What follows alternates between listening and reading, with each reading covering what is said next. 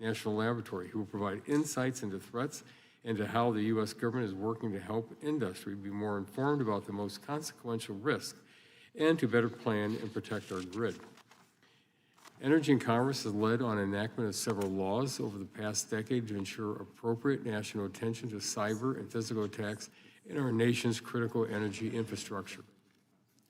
This work ranged from clarifying government authorities in the Federal Power Act to authorizing several technical assistance and information sharing programs to assist utilities of all sizes.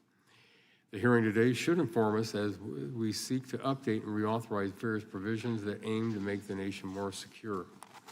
And at this time, I'll yield back the balance of my time, and I recognize the gentlelady from Florida's 14th District, the subcommittee ranking member, for an opening statement. Well, thank you, Mr. Chairman. Thank you to our witnesses for being here today. Needs energy infrastructure and an electric grid that meets the needs of the 21st century. That means a modern, reliable, and resilient grid and tools for power providers to guard against malign attacks and extreme events. Unfortunately, the Trump administration is taking us backwards, keeping us wedded to outdated technologies that are insufficient to meet modern threats or power innovations like artificial intelligence. For example, the current Department of Energy terminated billions of dollars for projects meant to reduce the frequency and durations of blackouts and help utilities restore power faster. One energy expert who previously consulted for the department recently criticized the administration for arbitrarily ending projects that sought to make the grid more reliable and able to withstand storms, hackers, accidents, and other problems. Some of the canceled projects under the Grid Resilience and Innovation Partnerships Program would have upgraded grid management, including improved sensing of real-time voltage and frequency changes in the electricity sent to homes and businesses. The Trump administration also slashed efforts to automate grid operations and allow faster response to outages or changes in output from power plants, and develop microgrids, localized systems that can operate independently during outages, which really hit home for me last year when many businesses and neighbors went without power for days after Hurricanes Helene and Milton. Canceled grid modernization projects are estimated to total over $700 million across 24 states. For example, a $20 million project in the upper Midwest would have installed smart sensors and software to detect overloaded power lines or equipment failures, helping people respond faster to outages and prevent blackouts. A $50 million project in California would have boosted the capacity of existing sub-transmission lines, improving power stability and grid flexibility by installing a smart substation without needing new transmission corridors. And microgrid projects in New York and Hawaii and New Mexico would have kept essential services running during disasters, cyber attacks, or planned outages. Now, this committee could play a constructive role to get back on track, especially as it has focused a lot of attention on the power needs of AI. Electricity, the technologies that produce it cheaply and efficiently, and a grid that can deliver it where needed will determine the future of AI. In 2008, China and the United States were roughly on par in the deployment of emerging energy technologies, but not today. China dominates this sector. They are electrifying while America recently has taken an off-ramp. Electrification in the U.S. is stuck at just over 20%. China is electrifying at 10 percentage points a decade. They're now at 30% and heading for 35%. And as a result, they're reaping the geopolitical benefits of being able to sell these technologies abroad. In August, China exported $20 billion in clean technology exports. And for comparison, the U.S. exported about $1.3 billion in LNG that month. We cannot win the AI race of the 21st century while limiting ourselves to a 20th century playbook. We need to rapidly deploy grid-enhancing technologies, scale energy efficiency, and support virtual power plants. And while doing so, we can make our grid more flexible and resilient, both to physical dangers and to malicious cyber threats. Traditionally, our grid was established with a few large large-scale fossil-based energy generators pushing out energy to customers. But that is changing to a much more flexible and interconnected model of distributed generation, where electricity is moving in both directions, across wires all the time. The clean energy transition and broader energy expansion to meet AI electricity demand is an opportunity to counter cybersecurity threats. And if done properly, we can replace our outdated energy systems with software-enabled clean energy technologies. Modern tools that allow the grid to recover more readily when harmed by a hurricane or a hacker that takes down a portion of the grid. We can use smart inverters, grid-forming technologies, and batteries to restabilize or, if necessary, quarantine a part of the grid. Securing our electric grid should be a bipartisan national security imperative. Congress can do this. We did it in the bipartisan infrastructure law. It's imperative that we strengthen what we did there. So let's get back on track, get back into the electrification race for the sake of our technological advancement and to put downward pressure on electric bills for consumers. I look forward to hearing from the witnesses today, and I yield back. Thank you. The gentleman yields back, and the chair now recognizes the chairman of the full committee, the gentleman from Kentucky, for 5 minutes for questions. Thank you. Thank you for Chairman Latta for having this hearing, and thank for all of our witnesses being here. And there's one specific one I'll point out in just a few minutes. And I also want to publicly thank Chairman Jordan for the opportunity to use this room today while our second room is being renovated. So throughout our nation's history, the affordable, reliable, and abundant supply of energy has underpinned our prosperity and security. Today's world is no different. A complex web of interwoven energy systems and networks of linear infrastructure power the facilities and technologies that Americans rely on for work, healthcare, financial services, modern communications, and myriad of everyday necessities. Our society's ubiquitous reliance on digital systems to power all of these applications also makes the underlying energy systems a target for nefarious actors such as state-sponsored attacks from China, Russia, and Iran. The committee has noted throughout this Congress that we are on the precipice of great technological advancements and could reshape the next generation economy. But as these developments take root, our reliance on energy will continue to grow and the surface area for potential threats will widen, potentially even equipping bad actors with sophisticated tools to cause harm and sow chaos in the lives of everyday Americans. 10 years after Russia conducted the world's first large-scale cyber attack in Ukraine that shut down the grid for 200,000 residents, we witnessed the first documented large-scale AI-driven cyber attack against governments, financial institutions, and businesses around the globe last month. This attack served as a test case demonstrating the capability of advanced computing models to conduct wide-ranging attacks with minimal human intervention. But AI can also be deployed to promote security and resiliency on the cyberspace battlefield and equip operators with the tools they need to protect against attacks and respond in the case of disaster. The witnesses before us today are on the front line protecting critical energy infrastructure in the efforts to address an evolving threat landscape. One witness that I would particularly like to welcome is a friend of mine and from my area, Tim Lindall, President and CEO of Kenergy Electric, an electric cooperative that serves several counties across Western Kentucky. I believe you serve 14 counties, and 6 of your 14 counties are among the best in the world. That's what I understand. They happen to also be in the 2nd District of Kentucky. Thank you for your service to them. Places like Owensboro, Hallsville, McLean County, I think Muhlenberg, and Breckenridge. I think I've hopefully got them all. Davis and Hancock are the counties for those cities I mentioned. So cooperatives like Kenergy are a key partner in these efforts to protect reliability and security of the electric sector in our rural communities. And it's just a note, and I'm glad you're here because we have big, large-scale investor utilities. We have cooperatives that are there to serve the members of their co-op and have the same requirement that you have to have protection and security at whatever scale you operate in. And that is a daunting task. I know you take it seriously. I know the co-ops and all of our friends take it seriously.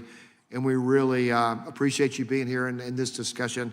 As I said, I was thinking, Chairman, Jordan for this real estate because there's another meeting going on. I'm going to be back and forth, but I look forward to hearing as much testimony as I possibly can and engaging in this. And Mr. Chairman, I really appreciate you having this hearing, and I will yield back. Thank you very much. As the gentleman yields back the balance of his time, the chair now recognizes the gentleman from New Jersey, the ranking member of the full committee, for 5 minutes for questions. Thank you, Chairman Latta. I'm pleased the subcommittee is holding this important hearing today, as cybersecurity is a critical issue that can impact energy affordability and reliability. This is also the first energy subcommittee hearing this Congress that was put together in a bipartisan way, and it's December. We should be having hearings like this regularly rather than just annually. And securing our nation's energy infrastructure from cyber and physical threats should be something we can all agree on. After all, threats to our energy system are only growing, whether it be from nation-state actors such as Russia or China, or domestic terrorists here at home whose capabilities are being enhanced every day by increasingly effective artificial intelligence tools. And soon attacks that would have required the resources of a sophisticated opponent will be able to be carried out by a single person. And our adversaries with resources will be able to sow chaos on a much larger scale than we ever anticipated. So these threats are not hypothetical. Earlier this year, we discovered that hackers associated with the Chinese government unleashed an attack that compromised the systems of a Massachusetts utility for nearly a year.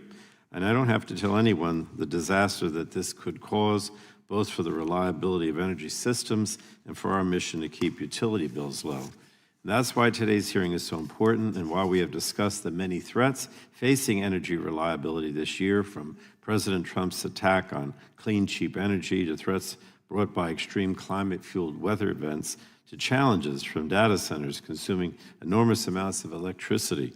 Cyber threats to the grid involve an adversary who will seek to overcome any barriers that we can raise against them.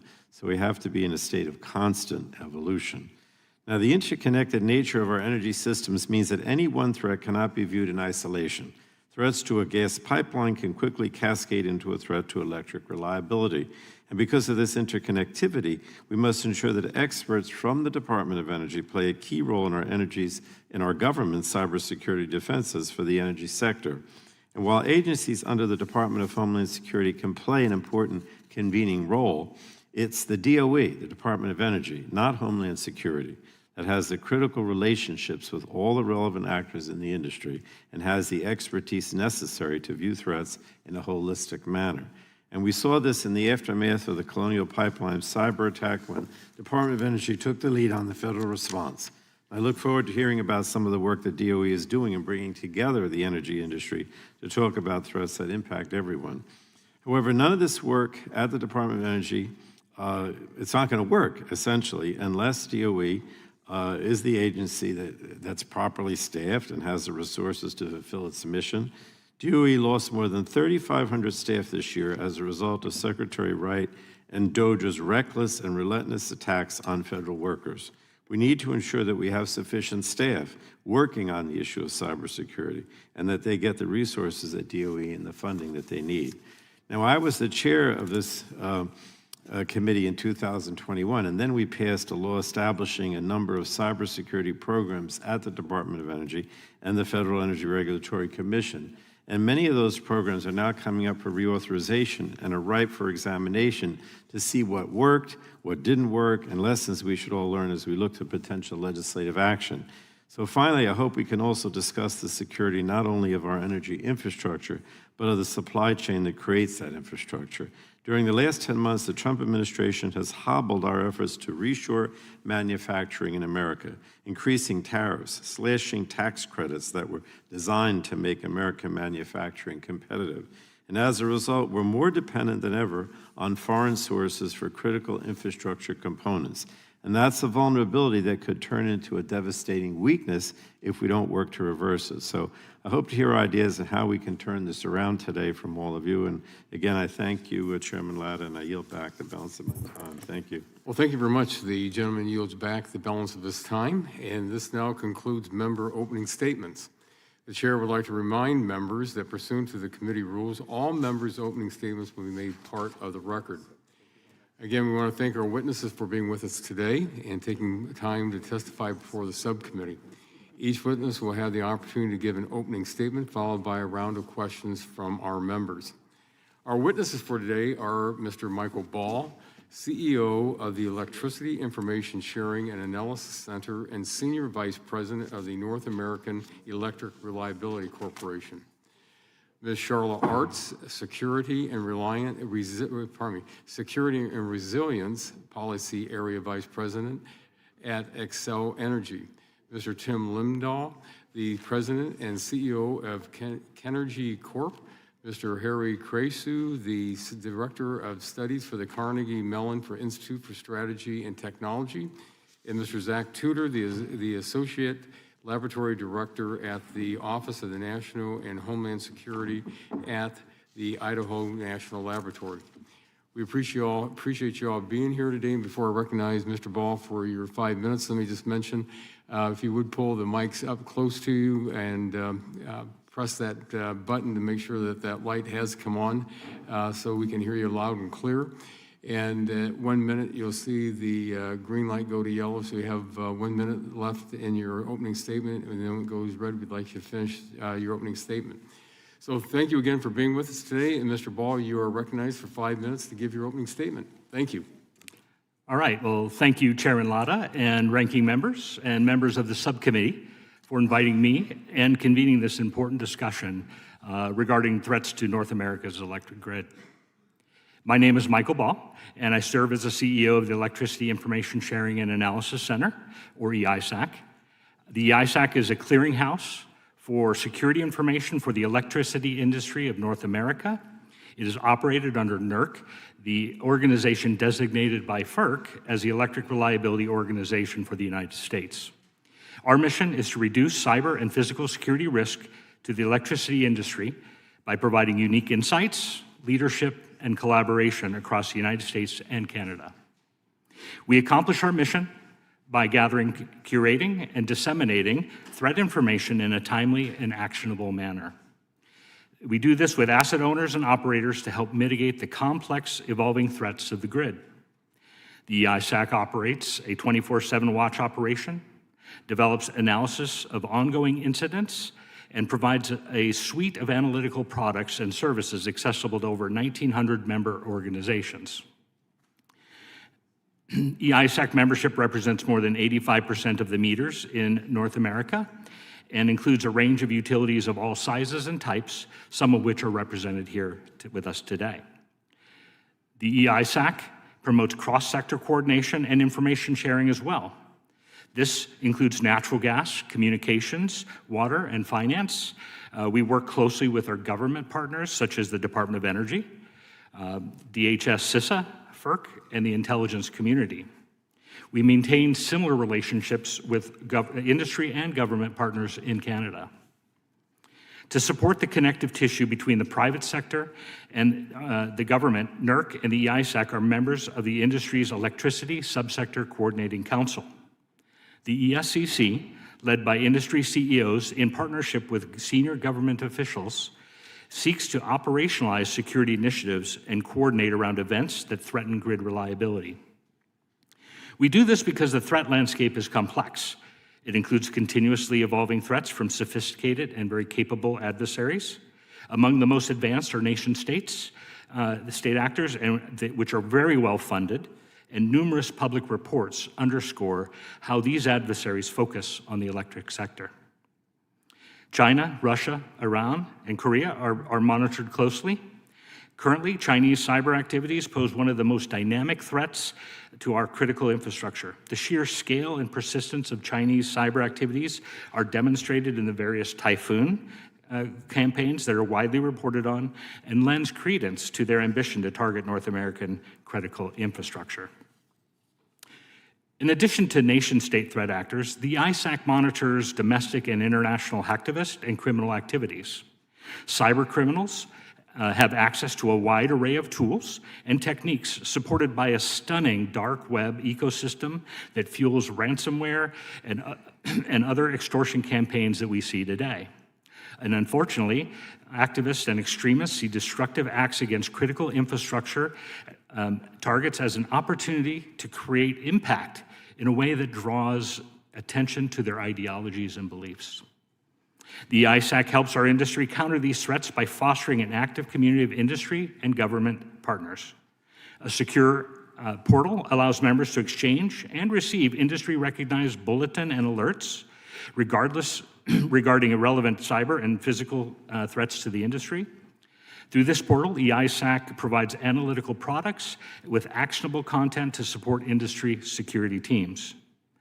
In partnership with the Department of Energy, the EISAC operates CRISP, the Cybersecurity Risk Information Sharing Program. CRISP is a monitoring system that provides cyber threat intelligence and helps detect malicious activity and inform defensive measures. We also partner with DOE on the ETAC, the Energy Threat Analysis Center. The ETAC is a collaboration between industry and government through CISA's Joint Cyber Defense Collaborative. And ETAC partners work together to analyze threats, provide industry context, and recommendations back to the sector. And it's an important example of how private sector is working with government to bolster the defense of critical infrastructure. The EISAC also plays an important role in convening industry. We host GridSecCon, an annual grid security conference, which brings together nearly 1,000 security professionals for training, education, and collaboration across industry. And just 2 weeks ago, we conducted the 8th iteration of GridX, the largest grid security exercise in North America. And this is to tackle critical issues and identify ways to enhance our industry's readiness to respond to large-scale attacks. And in conclusion, these are examples of how the EISAC operates around the clock to do our part to enable a reliable, resilient, and secure industry. I look forward to today's discussion. Thank you. Thank you. Ms. Artz, you are recognized for 5 minutes for your opening statement. Thank you. Chairman Latta, distinguished members of the subcommittee, thank you for holding this hearing. I am Charlotte Artz, and I serve as Xcel Energy's Security and Resilience Policy Area Vice President. My testimony today is on behalf of Xcel Energy and the Edison Electric Institute, or EEI.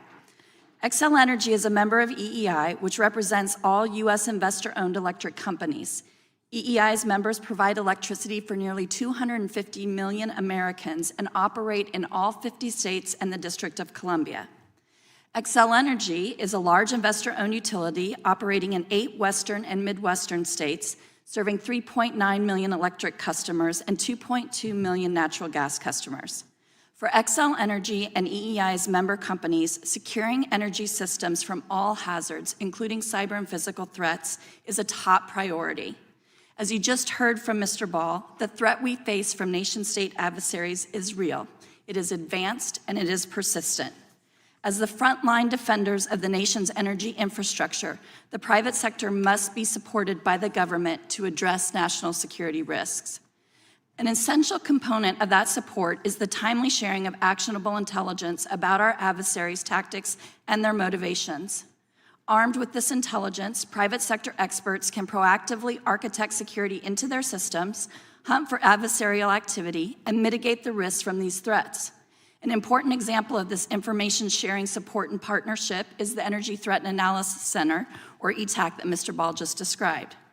First piloted in 2023 and now consisting of 17 private sector entities, ETAC is an operational collaborative that convenes experts from our Sector Risk Management Agency, which is the Department of Energy, and private sector companies to identify, analyze, and mitigate cyber threats in real time. The uniqueness of ETAC is bi-directional exchange of information. Private sector operational expertise combined with government intelligence that creates products that are specifically targeted to assist energy companies throughout the country reduce risk. ETAC also facilitates collaboration with other federal agency partners, including DHS, the military, and federal law enforcement agencies, expanding cross-agency information sharing with the private sector. Thousands of energy entities have accessed ETAC products, evidence of its importance to industry risk reduction efforts. In addition to initiatives like ETAC, industry and government are strategically assessing threats and prioritizing risk reduction at the executive level. The Electricity Subsector Coordinating Council, or ESCC, consists of CEOs who represent all segments of the electric sector and serves as the primary interface between government and industry to address national security issues.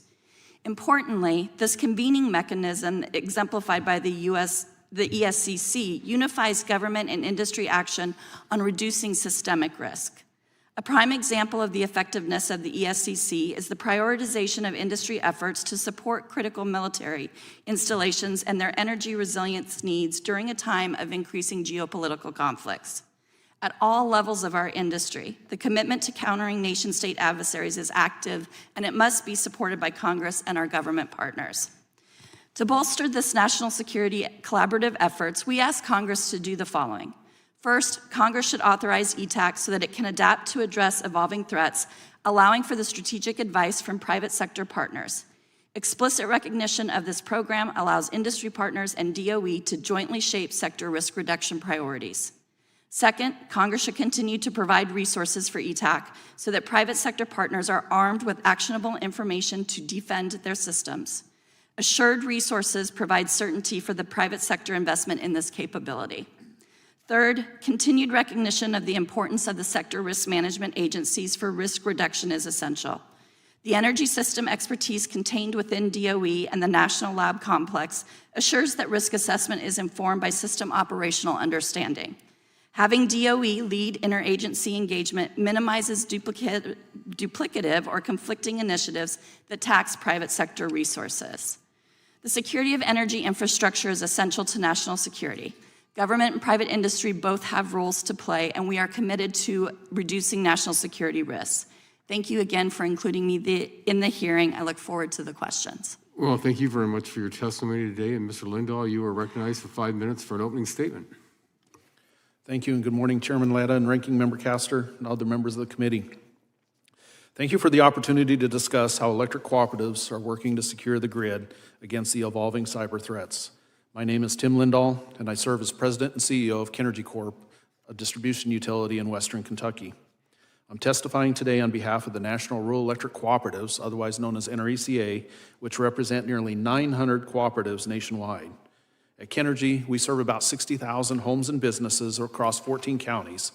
We also support a robust industrial base and have built over 3,500 miles of fiber infrastructure to help evolve our grid and provide broadband to our rural economies. Every day, America's electric grid faces thousands of cyber intrusion attempts. For rural electric cooperatives, these threats are not abstract.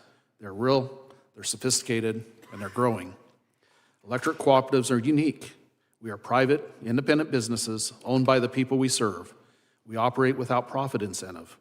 We power over 42 million Americans, including critical infrastructure such as hospital, data centers, and more than 150 military installations. However, securing this infrastructure presents distinct challenges. We operate in rural areas with lower population densities and fewer resources than many urban utilities. We must secure lines and isolated substations that may be hours apart. Because we have no shareholders, these costly investments are borne by our member consumers, many of whom live with modest incomes. Despite these constraints, co-ops are rising to the occasion. We apply a risk-based layered defense strategy to protect against all hazards, whether they are from severe storms or cyber attacks. Our approach is built on the principle of cooperation. Because we are independent, we can innovate locally, but we can also pool our resources and gain strength in our collective defense. But technology alone is not enough. The most critical piece of a security culture is the teams that work tirelessly day in and day out to ensure that when the switch is flipped, the light comes on. Countless unsung heroes work quietly and anonymously in the background, monitoring and evolving our security. We never see the event that never happened, or we never hear about the attack that never occurred. To support these teams, we leverage cutting-edge tools and resources that are being developed through NRECA's cybersecurity program, like the Threat Analysis Center, a platform that helps co-ops identify, analyze, and communicate threats while reducing alert fatigue so our teams can focus on high-impact risks for the Cooperative Cyber Goals program, which also provides a structured framework designed specifically for cooperatives to advance cyber hygiene regardless of the utility's cyber maturity. While cooperatives are doing their part, we cannot do this alone. Strong federal partnerships are essential to closing this resource gap. Electric cooperatives utilize resources from various federal agencies and departments, including the CISA, DHS, DOD, and the State Intelligence Fusion Centers. These all help co-ops better understand vulnerabilities, emerging threats, and mitigation efforts. The Rural and Municipal Utility Cybersecurity Program, otherwise known as RMUC, is one example of these partnerships. RMUC represents the most significant opportunity for co-ops to bolster their readiness by providing $250 million to help us invest in the people, the processes, and technologies needed to secure the grid. However, we need your help to maximize its impact. While $80 million in the RMUC funding has been announced, much of the funding has yet to be released. We urge the Department of Energy to distribute these funds quickly so co-ops can put them into action. With an estimated $160 million remaining and less than a year left in authorization, NRECA strongly urges Congress to reauthorize the RMUC program. This is critical to ensuring rural communities are not left behind. Protecting the grid is a top priority for the nation's electric co-ops. We are making smart investments, training our workforce, and sharing threat intelligence to keep the lights on. With continued partnership and targeted federal investment, we can strengthen our defenses and ensure the security of the energy infrastructure that powers our nation. The electric grid is too critical to our existence for it to fail. We must get it right each time, every time, all the time. Thank you for your leadership, and I look forward to your questions. And thank you very much for your opening statement today. Mr. Krejsa, you are recognized for 5 minutes for an opening statement. Thank you, Chairman Latta, Ranking Member Castor, and members of the committee for the opportunity to testify today. My name is Harry Krejsa, and I'm the Director of Studies at the Carnegie Mellon Institute for Strategy and Technology. My work focuses on U.S.-China competition and the national security implications of emerging technologies. I previously worked in both the Trump administration at the Pentagon working on military doctrine for offensive cyber operations and in the Biden administration at the White House helping lead the development of the national cyber strategy. In both of these roles, I was confronted with wide-ranging efforts by the People's Republic of China to hold our critical infrastructure at risk. Beijing is preparing for conflict over Taiwan, potentially in the very near term. Its theory of victory depends on preventing the United States from mounting a successful rescue mission in response. Both public and private sector cyber threat intelligence analysts have concluded that this strategy likely has two parts. First, to disrupt defense infrastructure to slow our ability to mobilize personnel and equipment. And second, to target civilian infrastructure to sow panic and chaos among the public at large. Our aging infrastructure makes these threats easier, including in our energy ecosystem.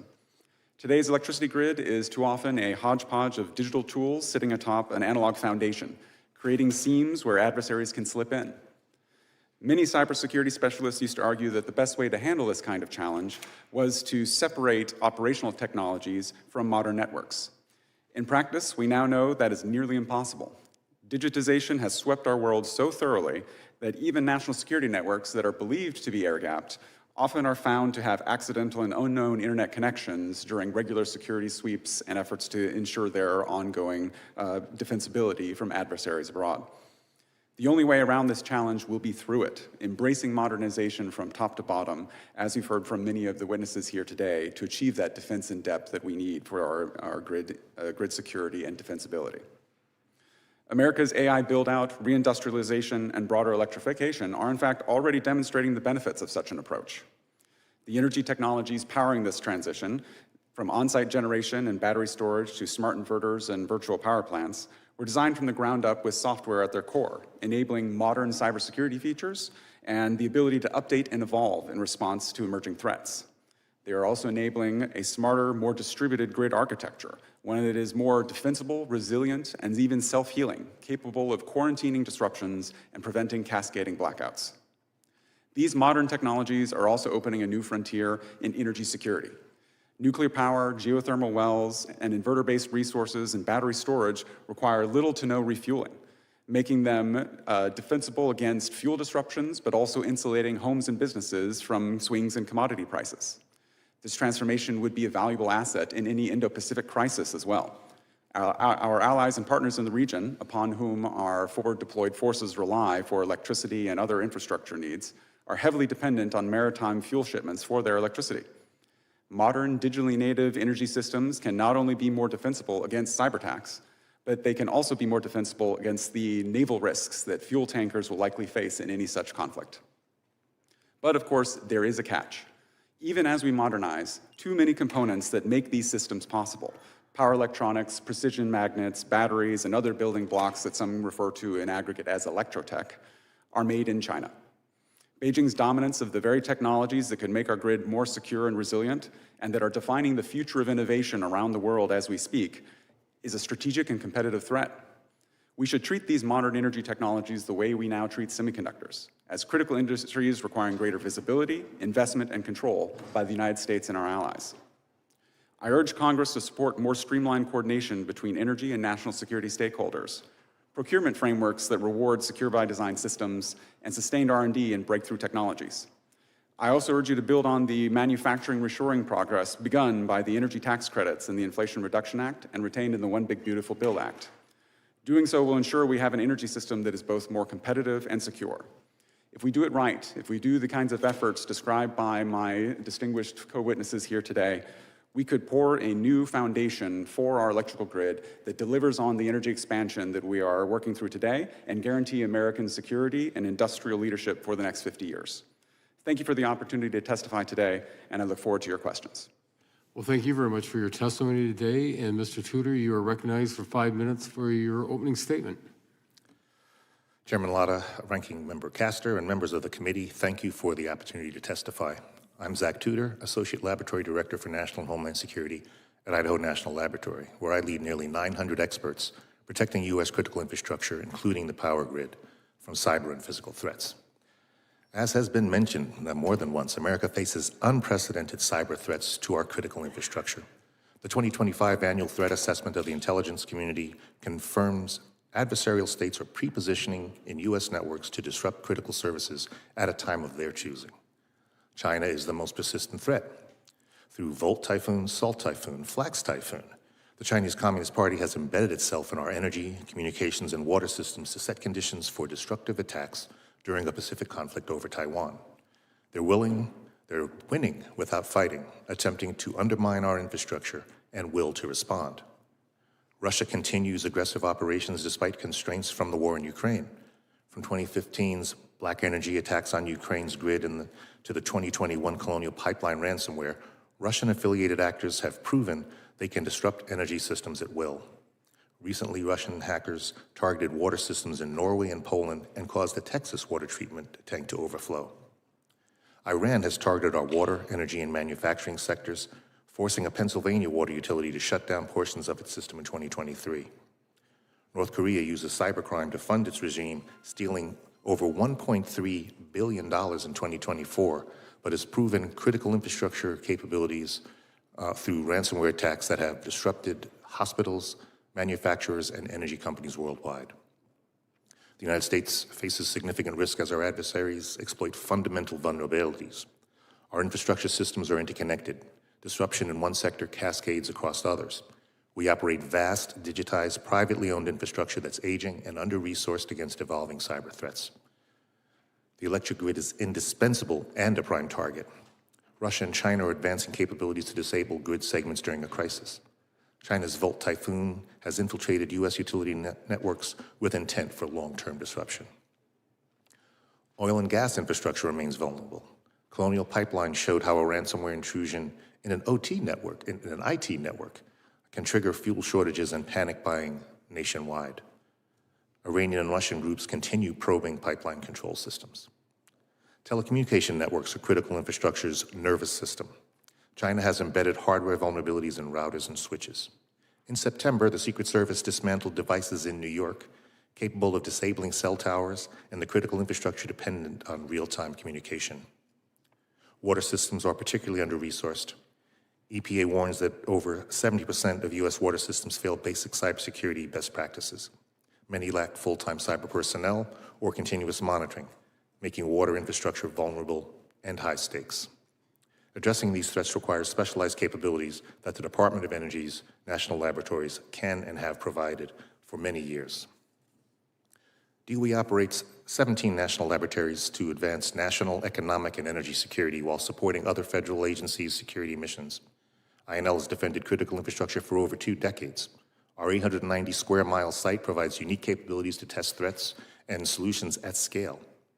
We lead national control system security efforts through programs including cyber-informed engineering that integrates cybersecurity into the design of infrastructure.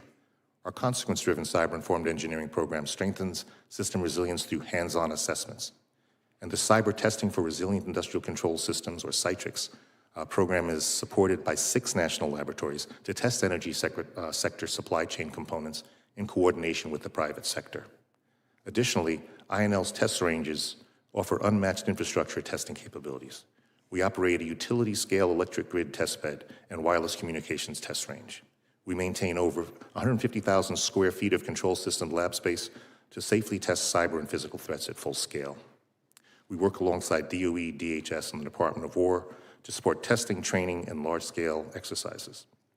Our new Special Activities Office was established to bring coordinated focus across the lab complex and with our partners towards this critical mission. In summary, America's adversaries are not waiting. They're already embedded in our systems. The threat is no longer hypothetical. It's a daily reality. Congress must act decisively. We need to accelerate public-private partnerships to secure infrastructure. We should extend and expand the state and local cybersecurity grant program. Passage of the Pillar Act was a positive step. We should expand national laboratory investments to advance operational technology security. At INL, we're concerned more than ever before. We face a defining test of resilience and national security. If we act decisively, we can safeguard the systems that power America's economy and protect our way of life.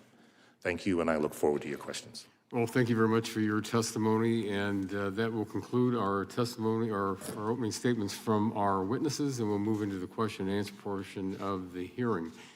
And it's very sobering what you've all been bringing before the committee.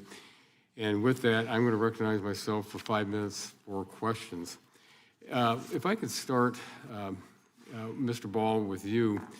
You made some interesting statements, especially when you talk about the recommendations for Congress, and you talk about on the threat that's out there. You talk about the support for CRISP. For Northern Ohio, when I look at our utilities, the question is, are we getting the information we need out there at our utilities? Are the utilities getting the information from the federal government on existing threats that are occurring, or what's happening right now? So it's a very good question. I would always err on the side that it's never enough. I would start with that. But I think what we are focused on is building a strong ecosystem of information sharing, and that part is built on relationships, and is something that is built into, whether it be from an EISAC perspective, the members that we engage with that actually are recipients of all of the information that we push out. We serve as a conduit for that. Programs like CRISP actually are programs that are, start out with a member-funded program where they actually participate, and that information that goes from that actually is also shared with our government partners and Department of Energy and the National Lab Work framework. And what's important about that is it starts to bring together our government and our industry. I think also references to the ETAC is another great example of being able to provide information sharing. I think I can't foot stomp that enough, is bringing the awareness that our government partners have around threats, but the contextual understanding of what those threats represent to the industry become a really important part of that dialogue. That is happening, but we need more of that. So I think anything that we can do to encourage engagement, information sharing, will actually help us drive towards a greater and more resilient grid, and certainly from a national security perspective, make us much more secure and resilient. Well, thank you. Ms. Artz, we've heard about the Communist Party and what they're doing out there in the United States and to what their threats are. You mentioned a defense in depth, because we got to protect ourselves. And so would you want to explain a little bit on what we should be doing on the defense in depth? Because if they've already infiltrated, how are we going to protect ourselves? Excellent question. Thank you for it. We take a multi-layered approach to securing our systems. First, we are, as an industry, subject to mandatory cybersecurity regulations. Those are a part of the security controls that we implement, but we also really heavily rely on those partnerships that I described in my testimony and opening statement so that we can ingest the intelligence our government partners have at the federal level. We also work very closely with our state and local partners as well to understand threats in those local areas so that we can proactively implement security controls that will address those trends that we are seeing from these advanced persistent threats. Finally, a really critical component of defense in depth is being prepared. Mr. Ball mentioned the GridX exercise, but we also participate in exercises held by the Department of Energy with our military partners at the state and local level so that we can respond to and recover from very quickly the incidents when they do occur. Oh, thank you. Mr. Lindall, I probably have more electric co-ops in my district than any other congressional district in Ohio. And when I go out and meet with them all the time, you know, I see what they've been investing just to make sure on the cyber side that they're protecting not only, you know, their system, but also all of their consumers out there, that they want to make sure that the power is always on. You know, a question, you know, do they have the information? Do they have, you know, the time, the money? What's happening out there? And unfortunately, I got about 44 seconds left. We can always use more resources. As cooperatives, every dollar we spend is a dollar that goes into our rates and our members end up paying. So every resource we need, if we can partner and pool together our resources with the federal government, with state governments, with our other utility partners, with other cooperatives, we can help solve this problem without significant cost to the individual members. There's always a need to evolve and to have the tools we need. You know, we can't do this alone. We've got to do it together.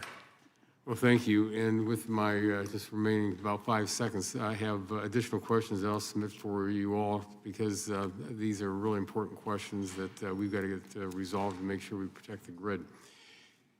And with that, I yield back and recognize the gentleman from California, 50th District, for 5 minutes for questions.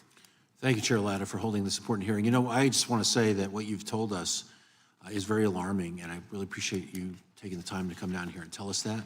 And I'd say to the chairman that American people will note someday that we've been warned today about this. They will have expected us to work on this, and I hope we make that this a priority in this committee.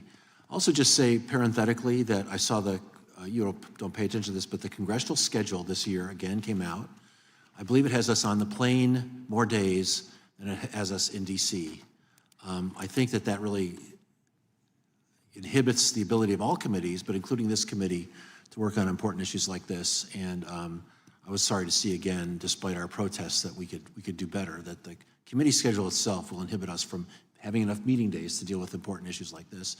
That's above our heads, but we see it again and again, and it's a frustration for me, and I know for a lot of members. I do want to talk about one physical threat to the grid that's of particular interest to me and in San Diego, where catastrophic wildfire is the biggest physical threat to both our energy grid and energy affordability in California. Wildfire-related costs, including proactive investments and post-disaster recovery, now represent 40% of Californians' utility rate increases. 40% is wildfires. So it's clear we need to do a lot more than in that bucket in terms of upfront mitigation. The utility in my area, San Diego Gas and Electric, they're headquartered in my district. They've really done I think, a commendable job. They've invested nearly $6 billion in wildfire preparedness, and they're innovators in wildfire mitigation and grid safety. They have monitoring technologies to detect fire risk and respond to buried transmission lines underground to minimize the risk of ignition, and conduct extensive vegetation management to protect power lines from hazardous trees. But this kind of investment is rare and it's expensive, and a lot of our power grid is vulnerable to falling trees, catastrophic wildfire, and other threats. So there's a lot more that the federal government, that we here, could do to improve coordination and information sharing between federal agencies and state partners, which would unlock the full potential of wildfire mitigation investments. The Fix Our Forests Act, or FOFA, which we hope will pass the Senate this Congress, takes strong steps to address this. The House version of the bill called it the Fireshed Center. The Senate version calls it the Wildfire Intelligence Center. But the goal is the same. It's a one-stop shop for wildfire intelligence, coordination, and response. It would be empowered to work with states, utilities, and communities to mitigate fire risks. Consolidating real-time information on wildfires and wildfire risk through this federal hub will improve preparedness, real-time decision-making, and wildfire response, especially for utility infrastructure in fire-prone areas. Now, Ms. Artz, Xcel Energy has a robust wildfire mitigation plan. Obviously, you work closely with many others to maintain the physical security of the grid. Can you talk about the threat that catastrophic wildfire poses to the grid and how increased communication and coordination among federal government, utilities, and states could be helpful to mitigate those threats? Thank you for the question, Congressman. We take a comprehensive approach to wildfire mitigation risk, to all risks, physical hazards that we face. We operate in 8 states, and like in California, we've seen increased catastrophic wildfires across all of our service territory. Our wildfire mitigation planning is comprehensive. It includes advanced technologies. It includes improved operations and maintenance activity, all designed to mitigate that wildfire risk. Importantly, because of this threat, the Electricity Subsector Coordinating Council has a wildfire mitigation task force that is working very closely with our government partners in the U.S. Forest Service, with Department of Energy, with the Bureau of Land Management to improve upon the consistency of the permits that are needed to conduct vegetation management and other wildfire mitigation risk, to improve the information sharing and the resource allocation to those coordinated efforts. The last thing that I will say about that effort is, and Mr. Lindall and I were talking prior to the hearing, the benefit of this industry is the amount of information sharing we do with each other to expand understanding of best practices so that we are all working collectively to mitigate these risks. So thank you for the question. Mr. Ball, quickly, I know EISAC works with industry to respond to wild threats. How can Congress help that effort better in 20 seconds? Yes, so from the EISAC perspective, the wildfire threats aren't specifically within the domain. However, as Ms. Artz references, the Electricity Subsector Coordinating Council is very focused on this issue. And then speaking from the NERC side of the House, FERC has asked NERC to conduct a study. They're in the process of bringing together stakeholders to produce a report in May. Next year. Thanks. We'll look for that, and I yield back. The gentleman's time has expired and yields back. The chair now recognizes the gentleman from Kentucky, the chairman of the full committee, for 5 minutes for questions. Thank you. And I want to ask the gentleman from Kentucky a question here, Mr. Lindall. Thank you for being here and appreciate you making the trip up. So electric cooperatives serve over 42 million Americans across the country, including many service territories that are seeing significant energy demand due to AI data centers. Now that's in our area. Very interested in AI data centers with the Ohio River, the water, and access to electricity that we have in Kentucky. And Kenergy is very particularly part of the middle of that. And you have the large industrial loads like in Hancock County and other places. And they're important to economic drivers to our West Kentucky communities. In the era of skyrocketing demand growth, can you discuss ways in which cooperatives like Kenergy are creatively addressing cyber threats to the system? Yeah, one of the concerns we have as we run the grid closer and closer to the edge is it becomes more and more critical to not have interruptions. Before, we could have a small event and it wouldn't have an impact, on the reliability of the grid. But as we push the grid to the limit, with new load, data center load, or any kind of load, it just puts a microscope on any hiccup in the system that could happen. So things we're doing, we do a layered approach as well, and we're an all of the above cooperative. We like to diversify our resources, diversify how we serve things, diversify even the economics around how we serve things. So that's one way we get around it. Insight into our grid, so we can manage our grid much more efficiently and effectively by better management. So part of the reason we've invested in our fiber is to be able to have insight down within our distribution system, and we can leverage new tools and new innovations to help thwart physical and cyber attacks that might come and help keep the lights on. So you mentioned getting close to the level of our grid can support. In my county has well, I have municipal utility, but I have a family business that has a co-op, Warren Rural, and their power comes from TVA. You know, TVA took out a coal plant, and 3 years ago during the polar vortex, we had blackouts in Kentucky, believe it or not. The energy-rich state, we have blackouts because of decisions to take out power. And so I know that we have increasing demand for power and an incredible increased demand if these AI data centers, but just increased demand anyway, because we're growing again and industrializing again and taking energy offline. And I know that's got to be a concern that I think Big Rivers is where you get is some of the demands that they're having to look at, maybe taking power offline because some of the requirements that have come down from Washington. Is there any comment on that? Yeah, you know, we're in all of the above. We need to keep the resources we have, and then we also need to develop, you know, new resources and new ways to bring electricity in so that we can keep the grid alive. And then we need fuel security. You know, a lot of our plants rely on you know, natural gas, for instance. So we're in-depthly tied to the cybersecurity of the natural gas industry. We roll our trucks with diesel fuel. We're heavily, you know, reliant on that network working. So cyber can have a cascading effect on a utility, even if it doesn't directly impact us. But we want the all of the above. Thanks. I agree with you on all of the above. I'm all of the above person as well. Thank you for that. So, Mr. Tudor, we recently witnessed the first documented AI, a large-scale cyber attack using AI agents with minimal human intervention.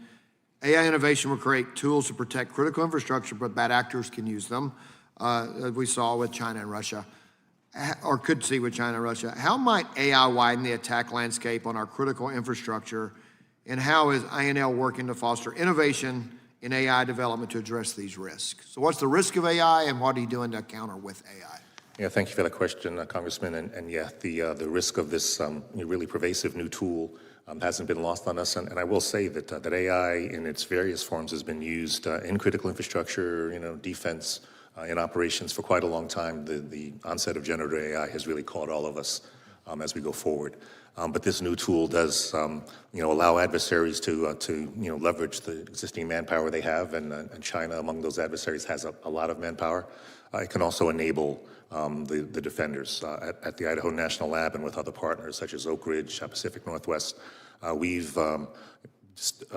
developed something that we call Tiger, the test bed for AI grid resilience. I mentioned all of the infrastructure that we have. So understanding what adversaries can actually do with AI and how we can defend it is very important.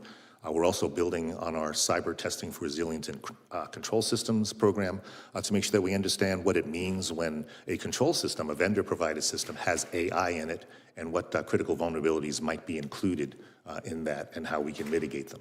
So we at INL are doing a lot, and so are the other national labs, working with CSER and DOE and others. Well, thank you for that, Mr. Ball and Ms. Artz. We've discussed at length in the committee this Congress about how demand growth of electricity presents new risk to be managed by everyone. And so how is the industry approaching risks posed by an attack that causes the sudden loss of demand, such as from data centers? And what will that, so you're looking at the overall grid stability and risk of this. How are you guys mitigating risk? I'll start with Mr. Ball, then Ms. Artz. Okay, well, thank you for the question. And in fact, it's a pretty significant. I'm sorry, I just noticed I'm already negative on time. Maybe we can get the answer in a. Yeah, go ahead and want to finish up quickly. Okay, just to say that you know, we take that threat very seriously. In many ways, we have to explore the impacts of scenarios like that, and that is why we really focus on the ability to read and react to events in various scenarios. So, very important topic. Well, thank you. The gentleman yields back, and the chair now recognizes the gentleman from New Jersey, the ranking member of the full committee, for 5 minutes for questions. Thank you, Chairman Latta. We often hear about the importance of a diversified grid and of not discriminating against any single resource type. Unfortunately, that's not the approach we've seen from the Trump administration and from congressional Republicans, and I think that leaves us with real risk. My question initially of Mr. Krejsa, I was struck by your written testimony, which said it was crucial that the United States not fall behind China in next-generation technologies like batteries, smart inverters for resources like wind and solar, and virtual power plants. But could you talk a bit about that importance, and do efforts to shut down the research and deployment of wind and solar technologies for example, help or hurt the security of our energy system, if you will? Absolutely, Congressman.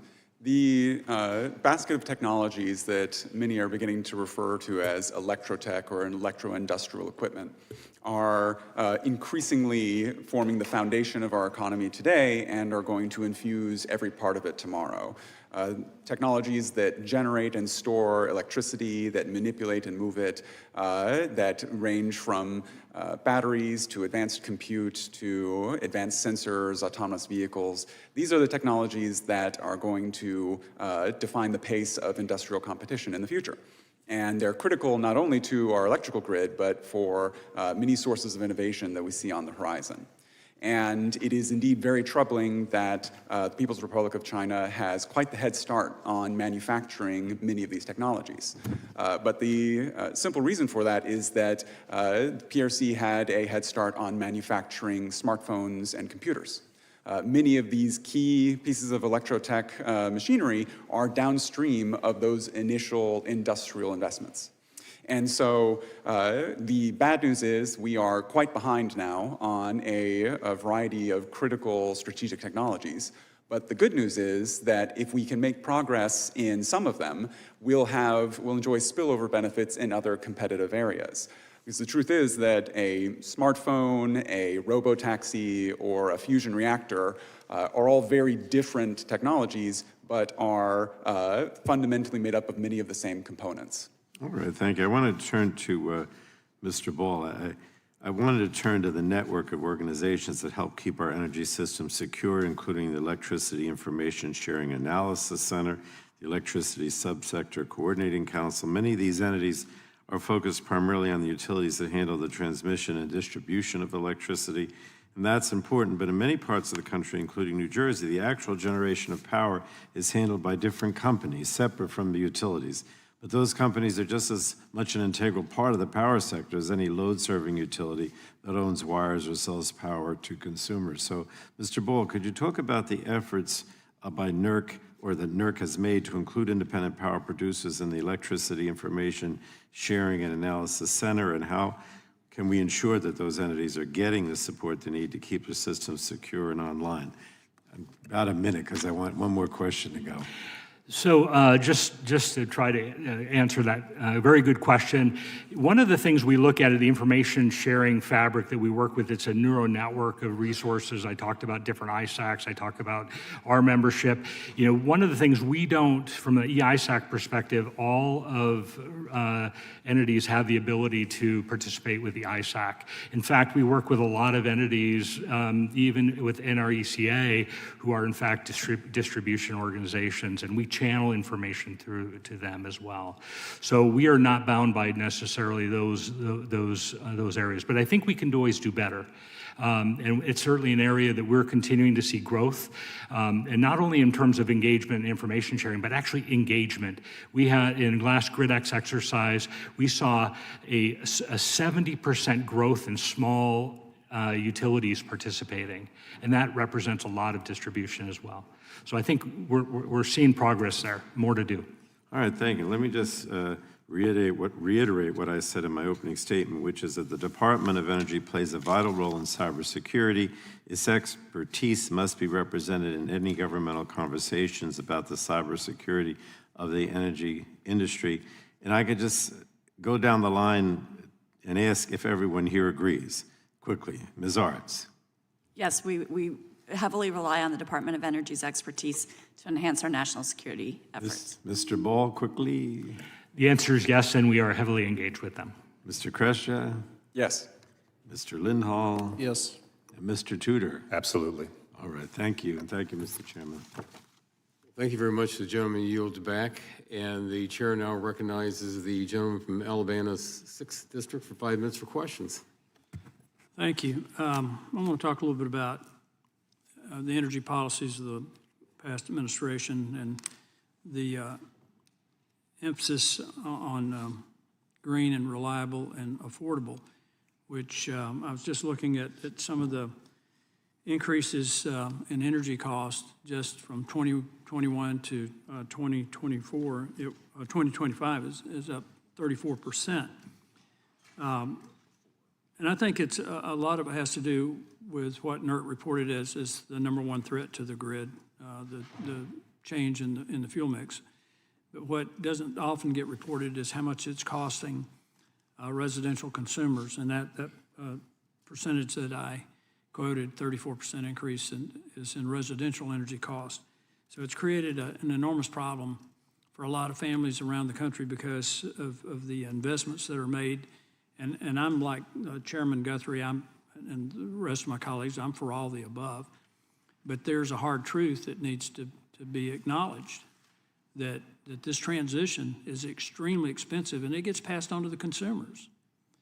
What we saw in Europe should be instructive to us. The Economist magazine, nobody's idea of a right-wing publication, reported that in the winter of 2023, about 68,000 excess winter deaths. This was not people freezing to death. This was people who simply could not afford to adequately heat their homes. It's particularly problematic for people with respiratory illnesses, cardiovascular illnesses, but 68,000 excess winter deaths. That's more than died from COVID. So when you take a look at these investments, and particularly in areas of the country where they have shut down so much hydrocarbon power generation, it's created, I think, a hazardous environment for a lot of people who simply can't afford to adequately heat their homes. It's also, in my opinion, and I think the opinion of many, created an economic security issue and a national security issue. We're in an arms race for artificial intelligence with China. We're going to have to build massive data centers that cannot be powered with renewables because they're intermittent power. You have to have a consistently high base load to meet the demands of the data centers for us to be competitive. When I talk about this arms race in artificial intelligence and quantum computing, whoever wins that's not going to be a superpower. They will be the superpower, if you want to talk about power, okay? So Mr. Ball, in your experience at NERC, would you care to comment on this? What I can say is that is it's a very big concern about the growth and the demand and trying to balance out outcomes with that. I cannot speak expertly on that. However, I'm always happy to come back with additional feedback. But I can tell you that NERC is very engaged. One of the things that I think we've got to address is supply chain issues. We're not going to be able to build out renewable power until as long as we're dependent on China for refined rare earth elements and critical minerals. That's a huge issue for us right now, is securing our own supply chain domestically and collaboratively with allies in the Western Hemisphere. But it's also critical for us to build these data centers. It's one of the things that drives up cost is supply chain issues. Would you be interested in commenting on that, Mr. Lindall? Supply chain is a huge concern. You know, our system is built on three legs. When we make decisions on resource generation, resource delivery, we balance affordability, reliability, and safety. So every decision we make has to balance between those three. And in some cases, renewables work. In some cases, they don't. In some cases, and that's why we say all of the above, because you know we look at it all independently every single time. And you can't play economic affordability against reliability or reliability against affordability. Well, since you brought up affordability, I want to touch on that very briefly. My colleagues across the aisle keep talking about that, but they created this problem with the legislation that they passed. And when you combine that with the supply chain issues, we not only have an affordability crisis that's really hurting American families, I contend sincerely that this is an economic crisis and a national security crisis. Mr. Chairman, thank you for the opportunity. I yield back. The gentleman yields back. The chair now recognizes the gentlelady from Florida, the ranking member of the subcommittee, for 5 minutes for questions. Well, thank you, Mr. Chairman. Mr. Krejsa, in your testimony, you talk about virtual power plants as a linchpin technology that could be easier to secure against cybersecurity threats. Let's start with the basics. What is a virtual power plant?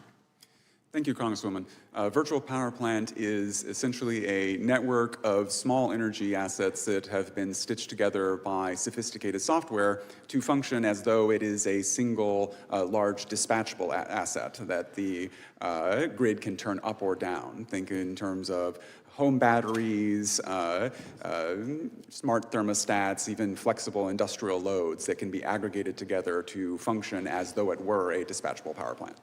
That's a little bit different than the old-time power production that was like a single power plant with distributed systems. How was this technology developed? Yes, ma'am. It's a benefit of a digitally native approach to a grid architecture, which provides both flexibility but also security and resilience benefits. For a robust grid architecture, you probably want a combination of both centralized baseload resources and flexible grid-forming distributed resources that can be orchestrated with sophistication so that they can play to each other's strengths and hedge against different kinds of risks. And then how can VPPs help with grid security? Absolutely. VPPs can provide an instantaneous and flexible response to forms of disruption. They enable models we call them graceful failovers into islanding and microgrids when certain parts of the grid gets disrupted. With this network of sensors and smaller energy assets, you have more flexibility to flow electricity to where it's needed and to quarantine disruptions from becoming cascading blackouts. And is the U.S. leading in this technology, or are there other countries that are in the lead on this? It is early days, and I think that, like in many advanced modern electricity generation, storage, and orchestration technologies, we are in a race with China to define what right looks like and to develop secure supply chains, both in the software and hardware side. So is there anything that the Congress can do on the regulatory side or through legislation to support and assist with the deployment of VPPs? Yes, ma'am. I believe that supply chain security considerations, whether we're writing them into hardware sourcing or procurement guidelines, should take into consideration the systemic impact of certain components of our electricity grid and things like VPPs. Get specific when you're talking about supply chains. What should this committee focus on supply chains to bolster VPP technology and cybersecurity at the same time? Absolutely. I think when writing foreign entity of concern legislation or regulatory guidance, it should incorporate prioritization about what kinds of technologies have the most systemic impact, most high consequence. So virtual power plants are systemically influential and highly and can have high consequence. The contrast would be to commodity equipment like a vanilla photovoltaic, which is low consequence. And so you'd want to focus your efforts toward the systemically influential side rather than commodity, less consequence side. And Ms. Artz, how does Xcel manage sourcing and procurement for some of these more cybersecurity sensitive components? Yeah, thank you for the question. So Xcel Energy as a regulated entity has to adhere to the NERC's critical infrastructure protection regulations that require us to manage our supply chain risk. We have a very robust process that we utilize that includes assessing during the RFP process equipment manufactured in those countries of concern. Importantly, we continue to urge our government partners to share specific intelligence information on manufacturers and or specific components that we should be targeting in our assessment. Finally, we are looking at remediating risk through removing equipment that is legacy in nature that might have been deployed prior to our understanding of some of these threats. The last thing I will say, because I want to emphasize what Mr. Tudor shared about the Citrix program that the Department of Energy does, Idaho National Lab, where they are going in and looking at vulnerabilities in equipment, hardware, software, but importantly, providing risk mitigations that industry can implement in the utilization of these technologies. Thank you very much. I yield back. Gentlelady yields back. The chair now recognizes the gentlelady from Tennessee for at least 5 minutes. At least 5 minutes. Thank you, Mr. Chairman. And thank you to the witnesses for being here today. Mr. Tudor, I'll start with you. As you highlighted, our grid is a linchpin for multiple other dependent and interdependent sectors, including natural gas and communications. A physical or cyber incident impacting one of these interdependent sectors can have downstream impacts on the grid system. And I guess my question, because I represent East Tennessee, we have ORNL right down, at Oak Ridge. Of course, we have TVA. How are you identifying and collaborating with interdependent sectors to further harden the electricity sector? Yeah, thank you for that question. Very good question. So number one, yes, working with our partners like Oak Ridge National Lab and some of the utilities that are government operated gives us access to a lot of information that we can use for our research. But also, as I was taking notes, all of the different sector councils, the Electric Sector Coordinating Council, NERC, the ETAC program, CRISP, these are all ways to get information. One thing I did wanted to point back to is that we talk about information sharing. I would say that every 4 and sometimes every 2 years there's an executive order that talks about critical infrastructure security, and information sharing is always one of the top 3 things. And you would think that we'd gotten that. Well, I think we've gotten better at it, but not so much that presidents would have to keep talking about it. So information sharing, actionable intelligence, context, all of these things are important. The national labs work with utilities, organizations, and others to try and get that context and that actual intelligence, but also use that to do research for mitigations for current threats and hopefully mitigate upcoming threats. I guess what I want to say is that partnership amongst all of us is key, working with CSER, the Office of Electricity, the Grid Deployment Office, our other agencies, keeps us kind of at the forefront, and the relationships really do matter. Yeah, they certainly do. Thank you, sir. Mr. Ball, I appreciate you highlighting the significance of GridX and the vendor affiliate program to strengthen the grid resilience. Do you happen to know if either program has ever been used to plan and protect against EMP attack on the grid? So with regards to GridX, in terms of the exercise, I'm not aware of a specific scenario with regards to that particular exercise. Well, if you haven't done it, what would be required to incorporate EMP scenarios into future GridX exercises? Well, I would say, and certainly GridX isn't the only mechanism by which we would do that, but I think by understanding the nature of the kinetic impacts of EMP to the systems, obviously there's been tremendous analysis done on that. EPRI has done a great body of work in partnership with industry on those, and really leveraging those, the understanding that's been developed out of that analysis to apply those scenarios and then explore the consequences of that and then mitigation. So I believe that is a mechanism by which I always ask when I go visit TVA, what are you doing to EMP-proof that? And even as the nuclear facilities and things are doing, they have new techniques and new things that they're doing to do that. Yep. And I guess this question will be for Mr. Lindall and Mr. Ball and Ms. Artz. The federal government relies on the private sector to provide not only mandatory but also voluntary reporting of suspicious activity and minor incidents to improve overall analysis. Additionally, the government depends upon industry through sector-based information sharing and analysis centers to identify threats, tactics, and provide material support for law enforcement investigations. For its part, the private sector relies on the federal government's intelligence to properly secure their assets from attacks. So, from your perspective, what are the intelligence gaps in the public and private sector? And Mr. Ball, we'll start with you. So I'm sure there are gaps that we can focus on. However, I would say that there's actually a lot of dialogue occurring today. We've referenced programs that identify mitigations, like for Citrix, for example, are conduits of information gathering that start to be able to be shared with our industry and to actually be able to deploy techniques to help mitigate the risks on that. The other thing I think is really important is to recognize that, our vendor community is a fundamental part of that ecosystem of information regarding threats. We find that industry, that suppliers that provide industry technologies oftentimes become aware of a vulnerability or something is produced.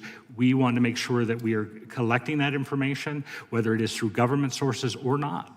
But we want to be able to aggregate that, collate that, and get that out in actionable ways. That's an objective. Well, I am out of time, so you two will not get to answer my question, but you can give it to me in writing, okay? Thank you all. I yield back. Lady yields back. Chair, I recognize the gentleman, Mr. Menendez, for 5 minutes.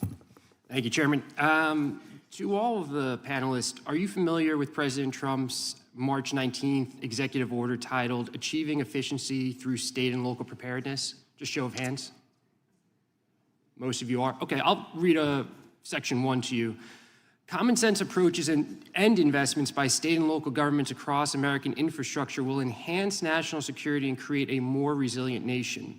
Federal policy must rightly recognize that preparedness is most effectively owned and managed by the state, local, and even individual levels, supported by a competent, accessible, and efficient federal government. I'm sorry that this administration has failed on the competency part, but I want to just highlight 2 things from an article titled 5 Ways the Trump Administration is Increasing the Risk of Blackouts. It states that in October, the administration canceled more than $2 billion worth of funding allocated to communities to harden their energy infrastructure against extreme weather threats through the Grid Resilience and Innovation Partnership Program administered by the U.S. Department of Energy's Grid Deployment Office. Are you familiar with that program? Yeah. These cancellations included 26 grants across 25 states, and another 19 grants may also be canceled according to an internal DOE list shared by Politico. In addition to the cuts for DOE projects, the administration ended a major FEMA program for disaster resilience called the Building Resilient Infrastructure and Communities Program. BRIC provided funding to communities to reduce the risk of climate disasters and other natural hazards from damaging public infrastructure such as energy, water, and wastewater infrastructure. The elimination of the program revoked more than $3.6 billion in funding that was allocated for community projects across the country, including projects to upgrade the grid. Are you familiar with BRIC? Okay. Mr. Lindall, in response to a question by Chairman Latta, you said, quote, "You can always use more resources." Is that correct? That's correct. Does anybody disagree with that? Okay. So I am going to have you answer yes or no. Are these over $5.6 billion in cuts by the Trump administration to these 2 vital programs helpful to states, municipalities, and utilities? Yes or no? No. The cuts or the funds? The cuts to the funds? No. Yes. Depends. Depends on? You You said you need more resources, correct? We do. So $5.6 billion is a significant amount of resources. It is a significant amount, but we're going to continue to innovate and run the grid. Whether I know we have you'll do funds what or you not. need to do, but you need us to be good partners. That's right. The executive order says supported, and that includes financial resources, including $5.6 billion in grants. Yes or no? No. No? Yeah. So it's difficult to sit here in this committee room and have this conversation when Republican colleagues are silent when $5.6 billion are being cut from these essential programs and literally undermining the president's own executive order of supporting all of you. But it just doesn't stop there. The administration has also fired over 1,000 cybersecurity and infrastructure agency staff. Does that make our country safer and more able to respond to these increasing cybersecurity attacks? Yes or no? We'll go down the line again. No. No. No. No. No. Yeah. So you understand the challenge that we feel here on this side, right? Because we can diagnose the problem ad nauseum, but we have colleagues who refuse to lift their voices when the Trump administration is cutting $5.6 billion in funds, when they're cutting CISA, which is largely a vendetta, according to Project 2025, about what they think CISA did in the 2016 election. Crazy. They're also moving CISA staff to other agencies like ICE, which has no connectivity to what their work has been. So this administration is weakening our communities. They're weakening the work that you need to do. They're weakening our cybersecurity capabilities. And the last thing I'll say is, Mr. Krejsa, you talk about China's awareness of our grid's vulnerabilities and modernizing our grid for increased AI adoption can and should take future cyber threats into consideration, right? Like AI is becoming more of an issue, both from an offensive capability of our adversaries and needs to be a defensive capability. We had our first AI hearing in this committee on February 5th. All that they've done is try to roll back AI state laws. There's no federal framework. There's no federal approach to cybersecurity, to AI, and we're all weaker and more vulnerable because of it. I look forward to our colleagues across the aisle actually doing the work and stepping up for our communities. I yield back. The gentleman yields back. Chair now recognizes the gentleman from Georgia for no more than 5 minutes. I thank the chair, and I thank Chair Latta for holding this important hearing, securing our energy infrastructure. I thank the witnesses for being here to testify. Protecting our critical infrastructure, I think we all agree, is paramount to our national security, especially from attacks from our adversaries. Our electrical grid must be secured so that we can protect it from evolving threats and ensure reliable power can be dispatched. As part of securing our grid, cybersecurity plays a critical role in grid resiliency. I'm fortunate that adjacent to my district is the Savannah River site, located in South Carolina. Located at SRS is the Savannah River National Lab. Researchers from Idaho National Laboratory and Savannah River National Laboratory participated through the Southeastern Regional Center for Cybersecurity Collaboration led by Auburn University and Oak Ridge National Laboratory in a first-of-its-kind lab demonstration of some of the challenges faced by electric utility companies and the hardware suppliers to these utilities. A utility provided a scenario to demonstrate resiliency in the face of cyber attack on a substation. To successfully show resilience, test grids at INL and SRNL were virtually connected to each other. An attack was perpetrated on a substation emulated at SRNL with resilient control falling back to control system at INL. This scenario demonstrated the challenges faced by utilities, a possible mitigation of this particular threat, and overcoming the technical challenges of long-distance command and control for grid equipment. Mr. Tudor, often commercial industry treats the cyber threat as an IT issue when it really is a problem for OT systems. How can national labs be leveraged to use their trained cyber operators to enhance security operating technologies? Thank you for your question, Congressman Allen. Very happy to answer that. We have been partnering successfully with Savannah River National Lab since they have joined the family, as well as Oak Ridge and the Southeast Regional Center. That is one of the things as we talk about the kind of shift in philosophy towards more regional preparedness with government response. We think that the CERC-3 is a great model, along with things like the Texas Cyber Command, Cyber Florida, and others. So the national labs for a long time have worked to help people understand the meaning of convergence in IT and OT through both workforce development, training programs, demonstrations, appearances at conferences, and talks like this. I think that there is the constant tension between IT and OT as the operational technology is becoming more and more computerized. The vulnerabilities from IT systems become more apparent in our critical infrastructure. I think that we're helping to grow a next generation of engineers, places like Auburn, Georgia Tech, and others that are working with us to help spread that cyber-informed engineering, that built-in resilience in programs. And I'll stop there. Thank you. Okay. Just follow up, what is Idaho National Laboratory doing to train utilities to identify and address risks to operation technology systems. Yeah, thank you for that. INL is one of the leaders in training critical infrastructure security to utilities and others. We work with our university partners, utility partners. We have a large-scale training program that has been ongoing for the last 17 years. It's called the Red Blue Training, but people from across the industry and around the world come to learn about the threats and vulnerabilities against critical infrastructure and how to go about mitigating them and growing their capabilities. The workforce is a very big issue for us.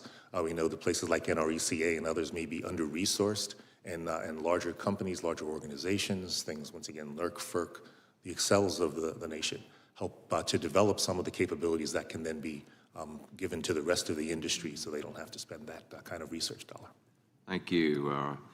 Mr. Lindall, rural electric cooperatives play a huge role in my district in Georgia. You mentioned in your testimony the Industrial Control System Rural Electric Cooperative Initiative that helps with cyber monitoring. We've got 25 seconds. Can you share how this has been impactful on helping rural communities protect critical infrastructure and enhance their cyber defense capabilities? Yeah, the more we understand about how our systems operate and the more we can kind of put protections in place to control them, the better we can respond to incidents out in the system. Good, great, perfect. Mr. Chairman, I'm 2 seconds early, and I yield back.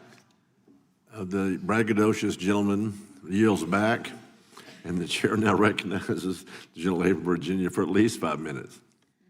Thank you, Mr. Chair, and I want to thank Ranking Member, the Chair and Ranking Member for holding this very important hearing. And while this is not a hearing on clean energy or data centers, representing Virginia, which is both the clean energy capital of the South and the data center capital of the globe, I can't let Mr. Palmer's false claims that clean energy doesn't power and can't power data centers go unanswered.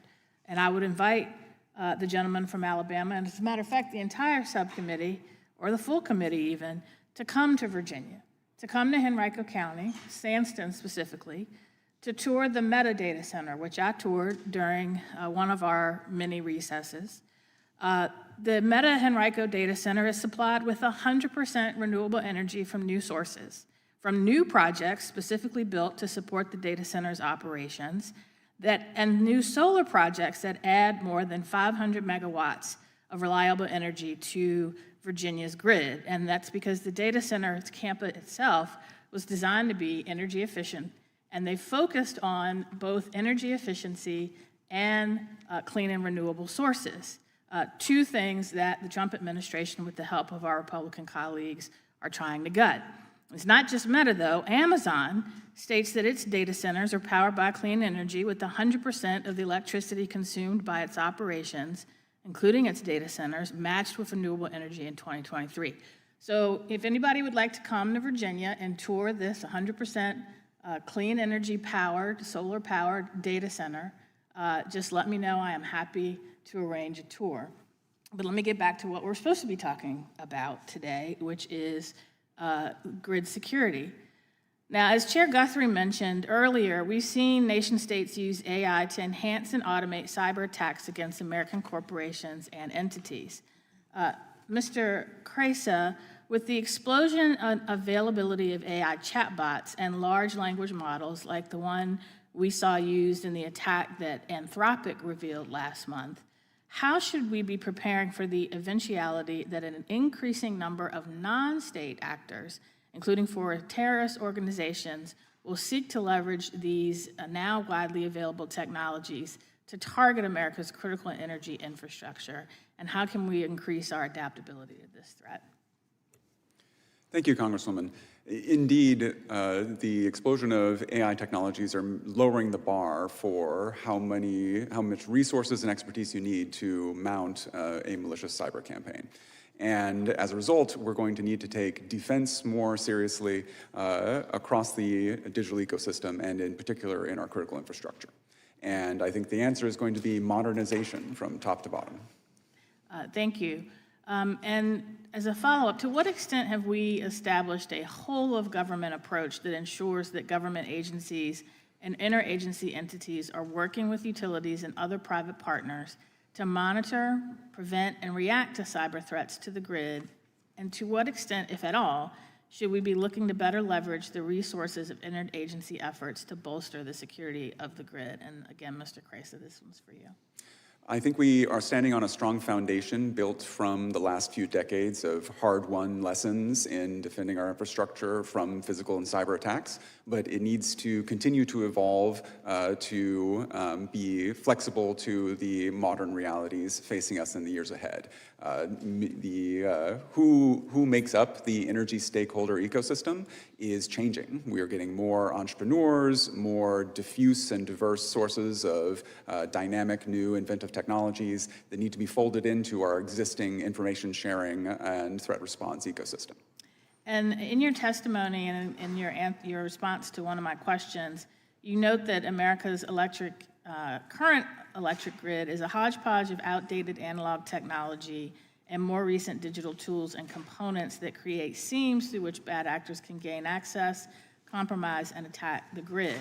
And so I think we both agree we need to modernize and improve the grid. And I would argue one of the reasons for high electric costs is the fact that we have failed to invest in modernizing and expanding our grid for too long. And so in 25 seconds or less, how would you recommend we in the federal government seek to steer the modernization of the grid to address both short-term vulnerabilities and create a grid that is both technologically advanced, secure, and reliable? Thank you, ma'am. The AI-driven build-out of our energy ecosystem is a golden opportunity to focus the level of investment needed for that transformation to our electricity ecosystem that no other critical infrastructure sector allows. And so I think it will be ensuring that the hyperscalers, the various utilities and energy deployers of the country all have a similar idea of what right looks like, and we seize this moment to distribute that understanding as far and wide as we can. Thank you. I yield back. Gentleman yields back. Chair now recognizes the gentleman from Texas for 5 minutes. Thank you, Mr. Chairman. I think this is a really important topic. I serve on Homeland Security as well, and so the intersection of the grid, of the threats that we're facing, the things that y'all are doing, how the government can help, what we need to be doing to help, the intelligence that you need, the sharing of information, and those types of things are really important. Before I get into the questions, I want to submit a letter for the record, Mr. Chairman, that we sent to the Department of Commerce, to Secretary Lutnick, that Mr. Balderson and I wrote. Without objection, so ordered. And it has to do with the Chinese manufactured inverters and just the critical grid components that we're very concerned about. So we'll get that for the record, but I'll just jump right into questions. Mr. Ball, in your testimony, you indicated that the PRC, the campaigns like Salt Typhoon and Volt Typhoon represent the most persistent and adaptive threats that are targeting our infrastructure. We know that the Chinese Communist Party is actively seeking to do damage and gather intelligence, but can you describe at an operational level what utilities are doing differently today than has been done to detect and to stop these campaigns, and then what gaps still exist that we need to be worried about?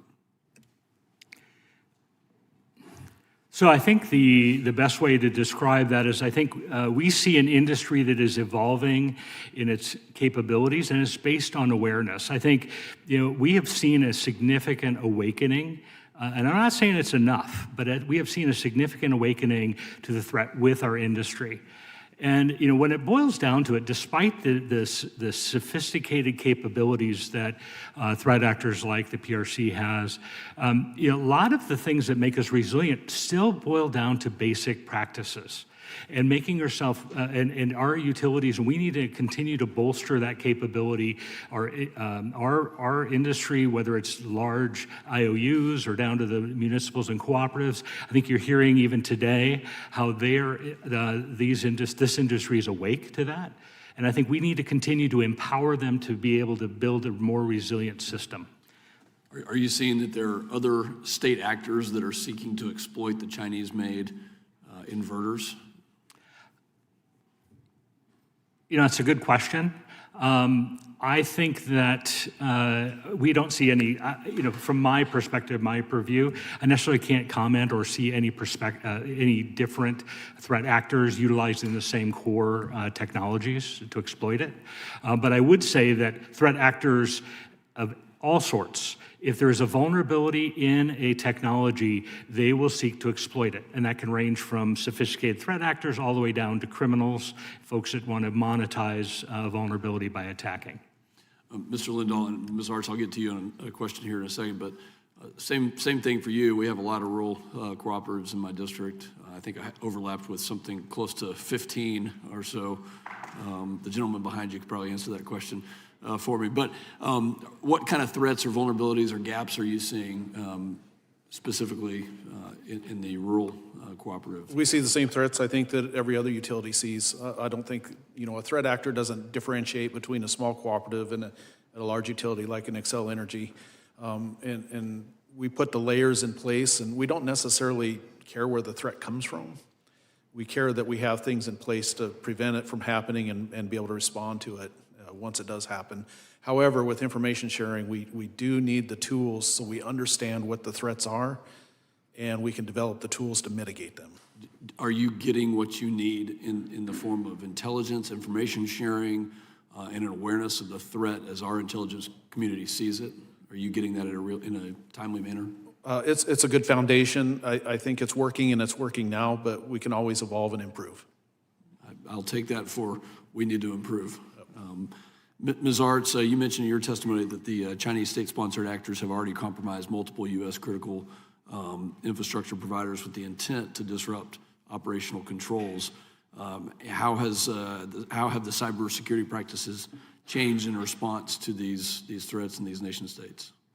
Yeah, thank you for the question. I would say the information that we've received, particularly on Volt Typhoon and Salt Typhoon, resulted in the Energy Threat Analysis Center, which I mentioned, really honing in on that threat and developing capabilities is maybe not quite the right word, so that small, medium, large electric utilities could look for evidence of those cyber actors in their systems. Those threat hunt memo guides that were produced by ETAC are an example of us as industry taking that intelligence, innovating, and getting quick risk reduction priorities into the hands of those that need to use them to mitigate the risk.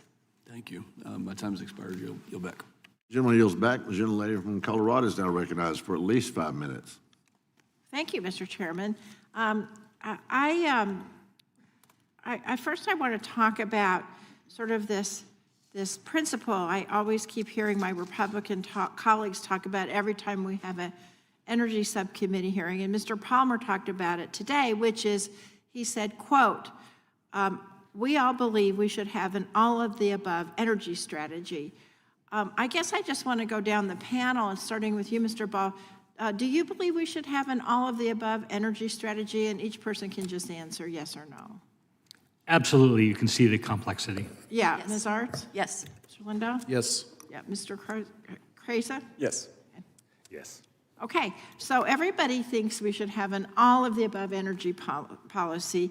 Mr. Krejsa, I want to ask you, my staff and I tried to make an exhaustive list of what an all-of-the-above energy policy sources would contain. And here's what we came up with: crude oil, natural gas, coal, solar, wind, nuclear, hydro, biofuels, geothermal, hydrogen. Does that sound about right? That sounds about right, ma'am. And so here's my concern is when we have these hearings, they say they support an all-of-the-above energy policy, but then they all the policies they advocate for completely only talk about those top three: crude oil, natural gas, and oil. And I just want to ask all of you folks here who represent industry and others, are any of your industries or your businesses associated with you moving away from these other sources of energy to just go to these three because of cybersecurity issues? No. No. No. Yeah. Okay. So I want to ask you, Mr. Krejsa, In terms of cybersecurity, is it inherently more dangerous to have an all-of-the-above energy approach and use these other things? Thank you, Congresswoman. No, it isn't, I would say, more secure and resilient to have an all-of-the-above strategy. It's more secure and resilient to have an all-of-the-above strategy. And so when we're talking about security, batteries and so on, it's not like these things are going to go away. We have to figure out how to make these sources more secure. Is that right? Yes, ma'am. Now, in these lines, yesterday, DOE announced that the National Renewable Energy Lab, which is just across the border from my district, will, quote, effectively be called the National Laboratory of the Rockies, which I'm happy to have my beloved Rocky Mountains recognized, but I don't really know what this means. Does this mean that the administration doesn't want to have the iconic NREL, which was established by President George W. Bush Sr. in 1991, move away from renewable energy research? So thanks to the help of AI, I went online and I looked at their report for 2023, and they're talking about research finds opportunities for breakthrough battery designs, hydrogen blending as a pathway towards U.S. decarbonization, full steam ahead, unearthing the power of geothermal, and it goes on. You get my drift. What I want to know is, in this performative action by the administration yesterday of renaming the lab, are they now planning to move away from research that will actually help us make our grids more secure in the long run? And that's the problem I have with what's going on with the Trump administration and with my colleagues across the aisle. Now, Ms. Artz, I do have to ask you a question because Xcel Energy, of course, is my local energy company, and I really do appreciate your testimony here today. Given the presence of critical national security entities in the state, like NORAD and Space Force, and also, of course, of what's it called now, the National Laboratory of the Rockies, I wonder if you can talk to me briefly about how Xcel supports the security organizations and how ETAC, the Energy Threat Analysis Center, can facilitate those relationships. Yeah, thank you for the question. Xcel Energy collaborates very regularly with the national security partners we serve in the state to ensure that we're meeting their energy resilience needs. We recently hosted NORAD and Northern Command at ETAC to exchange intelligence information. That complements the efforts we conduct in other venues with them. We look forward to continuing that collaboration on response and recovery efforts as well. Thank you. And so the collaboration is really what's important here. Mr. Chairman, I yield back. Gentlelady yields back. The chair now recognizes the gentleman from New York for 5 minutes. Very much, Mr. Chairman. Our witnesses know better than anyone how frequently adversaries test our defenses and target the operators who keep power flowing. But as we consider these vulnerabilities, we must also recognize a broader point. Cyber and physical threats don't just expose weaknesses in the electrical system, they highlight the danger of relying on a single source of energy. When states or cities adopt policies that eliminate natural gas or restrict access to other fuels, they don't just limit consumer choice, they reduce resiliency. Electricity is essential, but it only works when the grid is functioning. If a cyber attack or a physical incident takes the grid offline, everything that depends on electricity stops. Natural gas and propane, however, can be delivered directly to the home or facility and continue to operate independently off the electrical grid. They provide heat, hot water, cooking capabilities, and even fuel for backup generators during an outage. These fuels don't replace electricity, but they give families, hospitals, and emergency services a critical lifeline when the grid is down. Removing these options leaves communities with only one energy source to rely on and one point of failure if that system is disrupted. Mr. Tudor, if a cyber or physical attack takes down electrical service, what are the practical impacts on hospitals, water systems, emergency responders, and other critical services, particularly in areas without natural gas or other backup fuels? Thank you, Congressman. Yeah, obviously, electricity is the lifeblood of almost all of these critical sectors, and so anything that takes down the electric capacity in a region would definitely have a devastating effect to all those things you mentioned. These aren't abstract concerns. In my home state of New York, policymakers are moving aggressively towards an all-electric mandate and rapidly increasing electric load without adding generation or transmission needed to support it. The New York Independent System Operator has repeatedly warned that the grid is already strained during winter peaks. In electrifying for heat and transportation without backup options, it's creating serious reliability risks. And these are technical assessments, not political arguments. Mr. Lindall, when a cyber or physical incident knocks out electrical service, what does that mean for the hardworking families that you serve, especially those living paycheck to paycheck who can't afford long outages and don't have alternate heating or cooking options?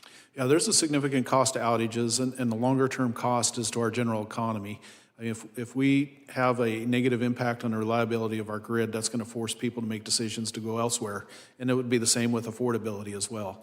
And so we've got to get it right, because we can't afford to lose what we have, and we can't afford to let our folks go cold in the wintertime or hot in the summertime. Those are life and death matters. Thank you very much, Mr. Lindall. And when you combine a stressed grid with increasing cyber threats, the risk comes even clearer. If electrical demand keeps rising while natural gas is phased out, a single attack on a transmission line or a control center doesn't just cause inconvenience, it threatens entire communities. Hospitals without heat, seniors at risk from freezing temperatures, manufacturers forced offline, and emergency responders left without any kind of safety net, no redundancy. True resilience requires multiple energy pathways: electricity, natural gas, propane, backup generation, and distributed resources, so that a single disruption cannot shut down a community. And with that, Mr. Chairman, I yield back. Gentleman yields back. Chair now recognizes the gentlelady from California for at least 5 minutes. Thank you very much, Mr. Chairman, and I want to thank the witnesses for being here today. Mr. Krejsa, as ranking member of the Communications and Technology Subcommittee, I've led efforts to rip and replace insecure Huawei and ZTE equipment from U.S. telecom networks. However, I'm really concerned that we're facing a similar problem with Chinese-made grid equipment. It doesn't matter how strong our cyber defenses are if the Chinese military have direct backdoors into Chinese-made inverters, transformers, battery systems across the U.S. electric grid. Mr. Krejsa, how big of a problem is this? Thank you for that question, Congresswoman, and thank you for your efforts to secure our telecom infrastructure. This is indeed a big problem, but it's bigger than an electrical equipment problem, it's bigger than a telecom equipment problem. It's a modern society problem. Any piece of equipment that has a computer in it likely has a major Chinese dependency. So we can't just carry out a rip and replace program for Chinese-made grid equipment. So let's say this, not everything made in China is spyware. Mr. Krejsa, how do we identify with certainty what Chinese-made grid equipment poses a risk? It is going to require a risk and consequence prioritization framework. We need to consider what kinds of electrical equipment has systemic impact, has the most digital exposure, and focus our scrutiny on there first. Okay, now, Mr. Tudor, how are the national labs helping to identify potential backdoors or other vulnerabilities in Chinese-made grid equipment? Yeah, thank you for that question, ma'am. And we have been mentioning that PRC manufactures a majority of our power electronics, battery technology control equipments. At least 70% of the manufacturers from the PRC and probably 90% of our critical components have at least one critical component from China, so it is a major problem. They have had a systemic 20-year strategy to make these things happen. We work with the Department of Energy, CSER, and the DOE Grid Deployment Office to provide technical assistance to asset owners. The threat hunting and incident response has already been mentioned. We've worked with the integrators and other businesses that work to develop these different infrastructures to help them provide secure designs through cyber-informed engineering. And one of our similar programs, consequence-driven cyber-informed engineering, helps utilities and others identify what the highest risk areas and highest risk components may be to be mitigated. I wrote down, you asked, Mr. Krejsa, how do we determine these things with certainty? And I don't know that I would ever, be certain of these things until we could watch the manufacture happen either in U.S. Areas or in partner areas. But reducing risk is what we are all working at and being able to identify and recover. We have a lot of work to do here then. Ultimately, we should reshore manufacturing for key components of our energy supply chain.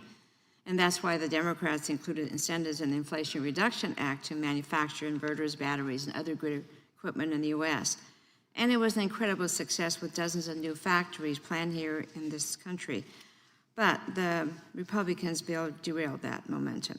Mr. Krejsa, are you concerned that without a concerted government effort to boost U.S. manufacturing of key grid equipment, we can worsen our dependence on competitors like China? Yes, ma'am, thank you. I'm very concerned, but I think that our experience in securing our telecom infrastructure demonstrates that we need two primary tools to do so, a scalpel and a shovel. A scalpel to excise those high-consequence, high-risk pieces of technology, and a shovel to build those factories so they can produce their replacements. Okay, thank you. I want to shift to talk about cyber threats to our local distribution system, the low-voltage local transmission system that delivers power during the last mile to our homes and businesses. The local distribution system is vulnerable to cyber attacks, and it often receives less attention. Mr. Krejsa, are you concerned that we're not paying enough attention to the local distribution system? Yes, ma'am. It's estimated that 10 to 20% of the bulk power system is under direct federal oversight, but that's why we need the fantastic efforts of my co-witnesses here today to help make sure that those efforts get down to where they need to go. Absolutely. Mr. Ball, do you share Mr. Krejsa's concerns and looking forward? I do. And we are very focused on trying to fill any gaps there by really channeling information in actionable ways to the local companies that are running distribution systems. Realizing, of course, a lot of the states are more involved in that process, right? Yeah, yes. Absolutely. Okay, I run out of time. I thank you very much. I yield back. The gentleman yields back. Chairman recognizes the gentleman from South Carolina for 5 minutes.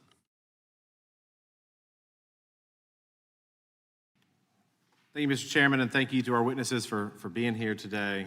If the power goes out, everything stops. Hospitals, water systems, communications network, everything.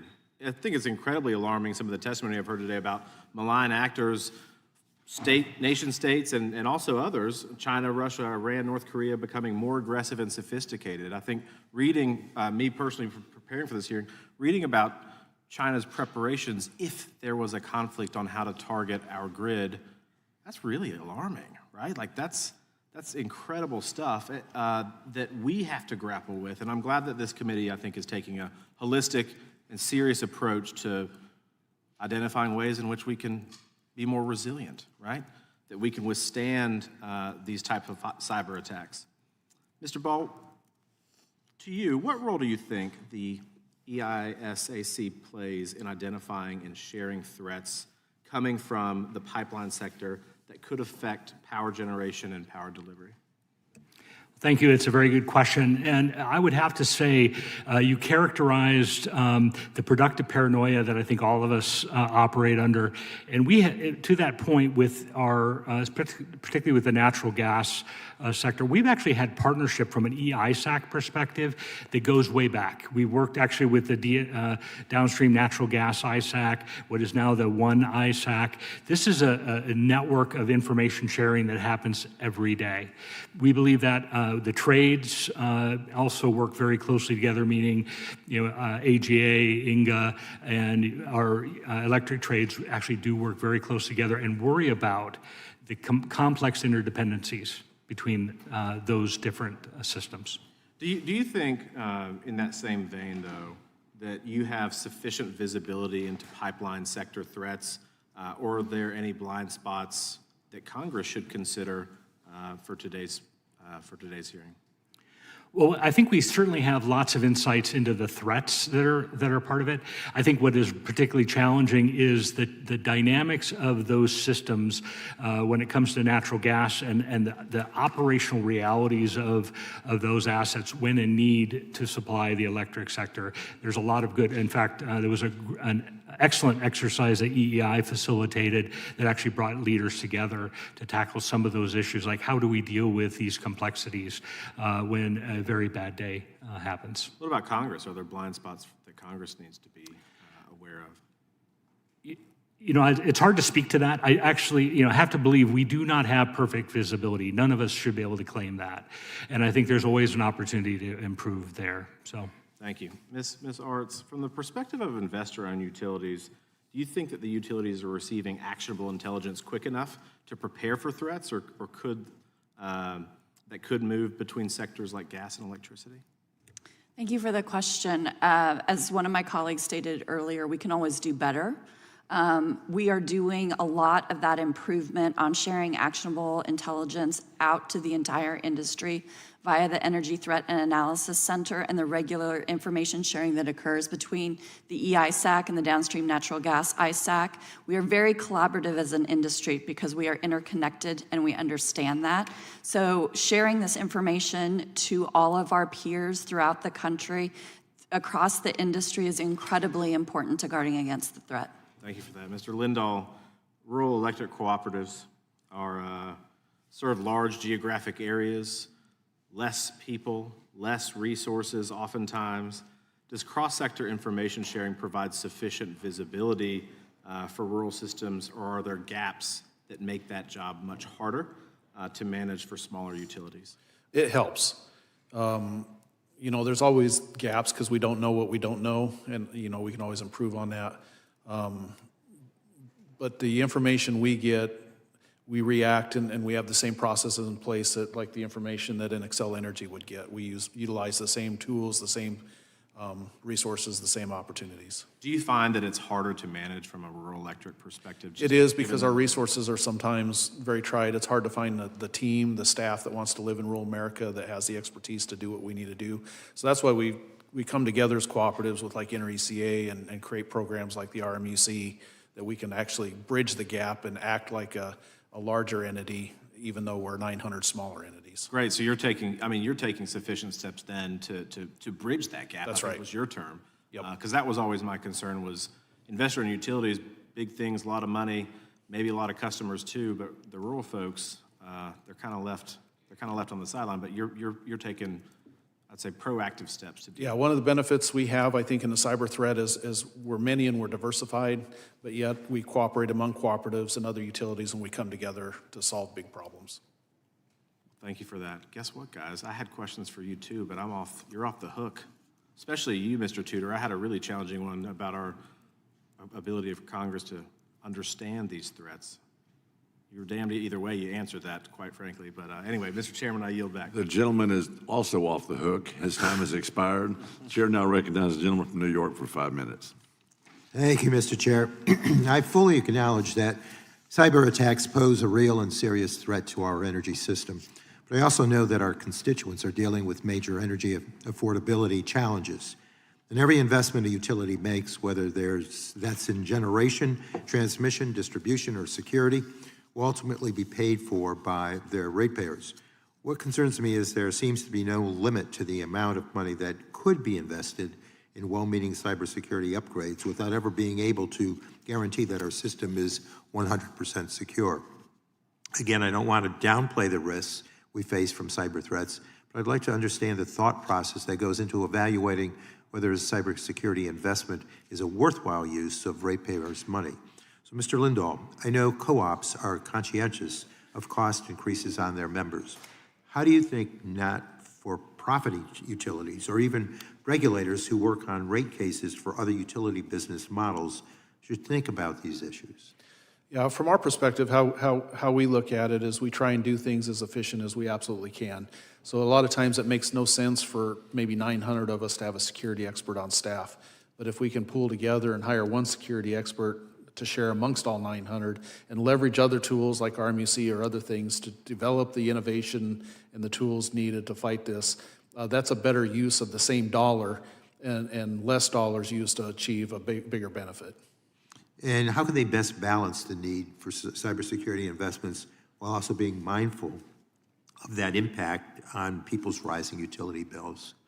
you know, we look at it from a risk perspective. You know, you have the probability of something happen, the impact that it has, and we focus on those high impact, high probability events first, kind of the low hanging fruit, and then we keep moving back and we evaluate every risk that of that decreasing return to determine what's the impact or what's the probability of that happening, and we evaluate again back to the three legs I talked about earlier: the affordability, reliability, and safety of our system. That all has to be in balance. We can't put reliability at the expense of affordability.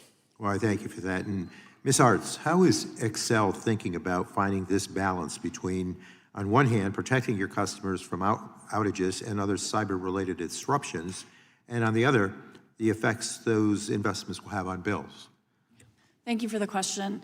Similar to my colleague, Mr. Lindall, we take a very similar holistic risk assessment approach, prioritize what we can get the most bang for our buck in terms of that risk reduction. But I want to emphasize a point I made in my testimony that is vitally important, which is the timely and actionable sharing of intelligence so that we can build security in proactively versus bolting it on after the fact. Bolting it on after the fact is much more costly.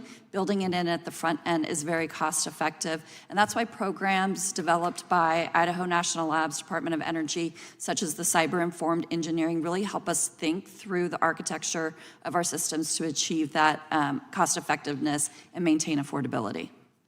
So to Mr. Lindall or Ms. Artz, are there simple, low-cost interventions or best practices that utilities could adapt to improve cybersecurity without adding a lot of costs to their customers?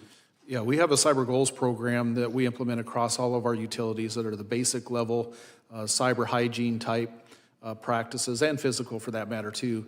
And those are low cost, high impact programs, and you know, kind of the base level of goals that everybody should abide by.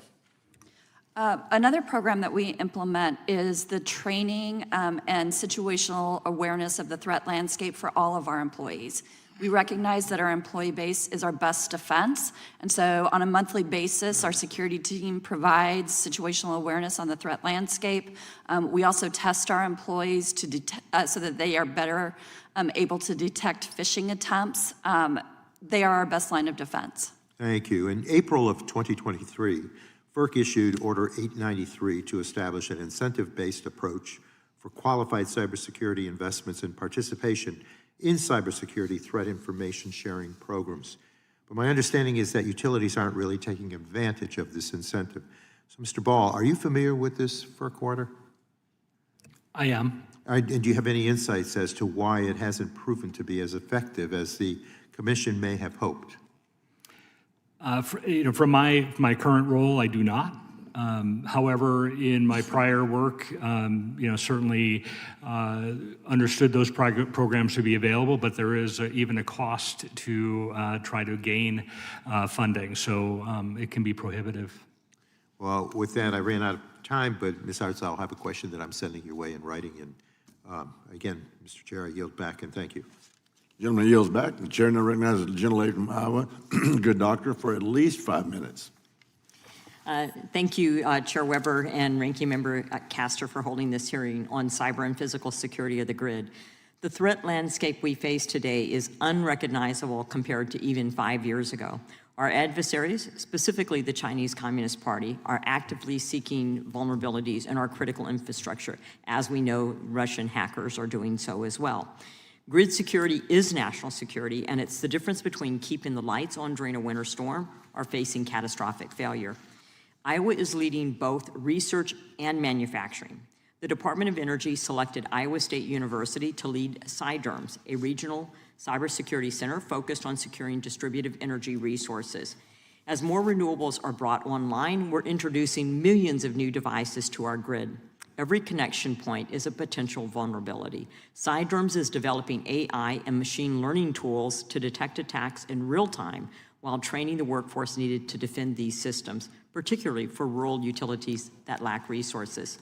We must also address hardware. We cannot secure our grid if the components we use are compromised by adversaries. The reliance on Chinese technology in our supply chain is a glaring vulnerability.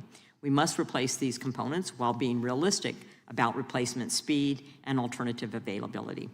This requires enhancing domestic manufacturing. If we want American companies to build the critical transformers and inverters we need, we must make it viable. My bill, the Limiting Liability for Critical Infrastructure Manufacturers Act, provides domestic manufacturers legal certainty so they can invest in hiring American workers and expanding facilities rather than hedging against frivolous legal risk. Finally, I want to highlight the Energy Threat Analysis Center at NREL.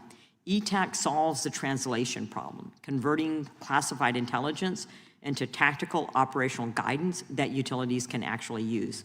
The tools to secure our grid exist. It's our job to ensure that they have the resources and authority to succeed. Mr. Ball, the risk environment is intensifying. We're adding technology to the grid, expanding it to meet surging demand, modernizing aging infrastructure while geopolitical tensions are rising. We need coordination between the private sector and the federal government, DOE, CISA, FERC, the White House, and others to move quickly and securely. Can you speak to how the coordination is working today and where you see gaps that need to be addressed?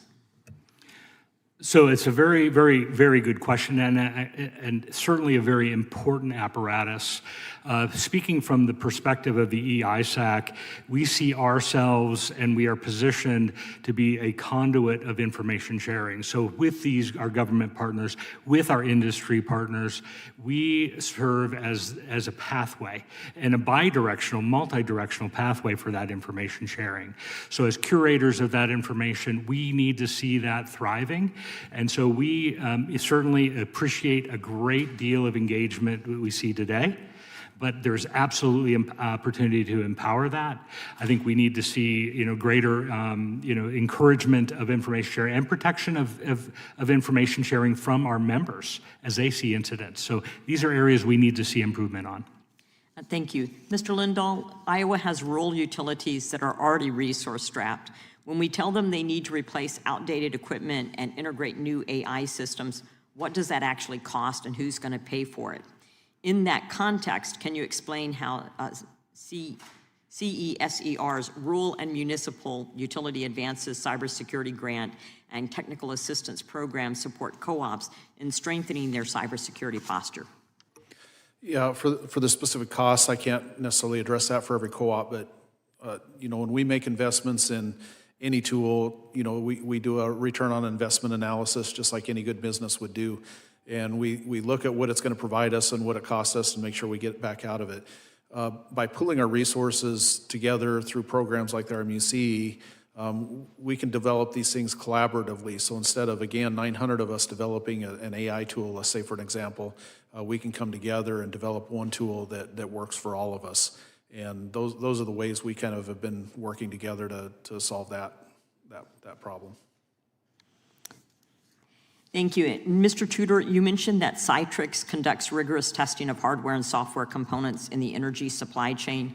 Given that you've identified China's embedding of hardware vulnerabilities as a major structural risk, how effective are these testing programs? And I know this is terrible, but I'm going to ask you to respond in writing because I'm running out of time.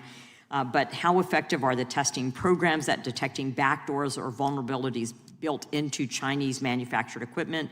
And can these programs scale to address the volume of Chinese components currently in our infrastructure? So if you'd respond in writing to us, that would be greatly appreciated. And with that, I yield. Gentlelady yields back. Chair, I recognize the gentlelady from Washington for at least 5 minutes. Oh, I won't go over. Thank you, Mr. Chairman, and thank you very much to our witnesses today. I'm going to first talk about AI because the new AI frontier has brought new vulnerabilities and benefits to the grid and also to our broader society, both because of reliance on AI by virtually every industry out there and because AI can be used to foster resiliency in our grid, but it could also be used to sabotage our grid by bad actors. Mr. Ball, NERC responded to the Department of Energy's request for information on the previous administration's executive order on the safe, secure, and trustworthy development of AI. And NERC noted that it was committed to identifying and monitoring the risks in implementing AI. things are moving quickly. It's a moving target, and I was just wondering if you could quickly talk about what your observations are on the current risks associated with AI on the bulk power system. Well, I think it's a great and actually very broad question, but I would say that, I think you characterize it very well, that it is a prolific factor in, managing information and technology, and certainly is within, the energy sector. I think that we are certainly learning how it can be misused. I think we heard a discussion a little bit about, the recent demonstration of exploiting AI tool that was for large-scale attack. So I think we're seeing that emerge out. I don't think we're ready yet to really handle all of the issues. I mean, it's an emerging and continually evolving problem. We are monitoring it. In fact, with that threat I just referenced, from an EISAC perspective, which I can speak very discreetly, we were sharing information about that threat and actually things that you can do to help mitigate that risk. So that, I think, is the best way I can describe what we're seeing and how we are trying to tackle it. Thank you. I appreciate that. It feels like we're going to just have to keep pace with this. I'm wondering, do you think that we should just have a fresh evaluation of NERC's critical infrastructure protection standards in light of AI and the new threats and the quick evolution of those threats? Yeah.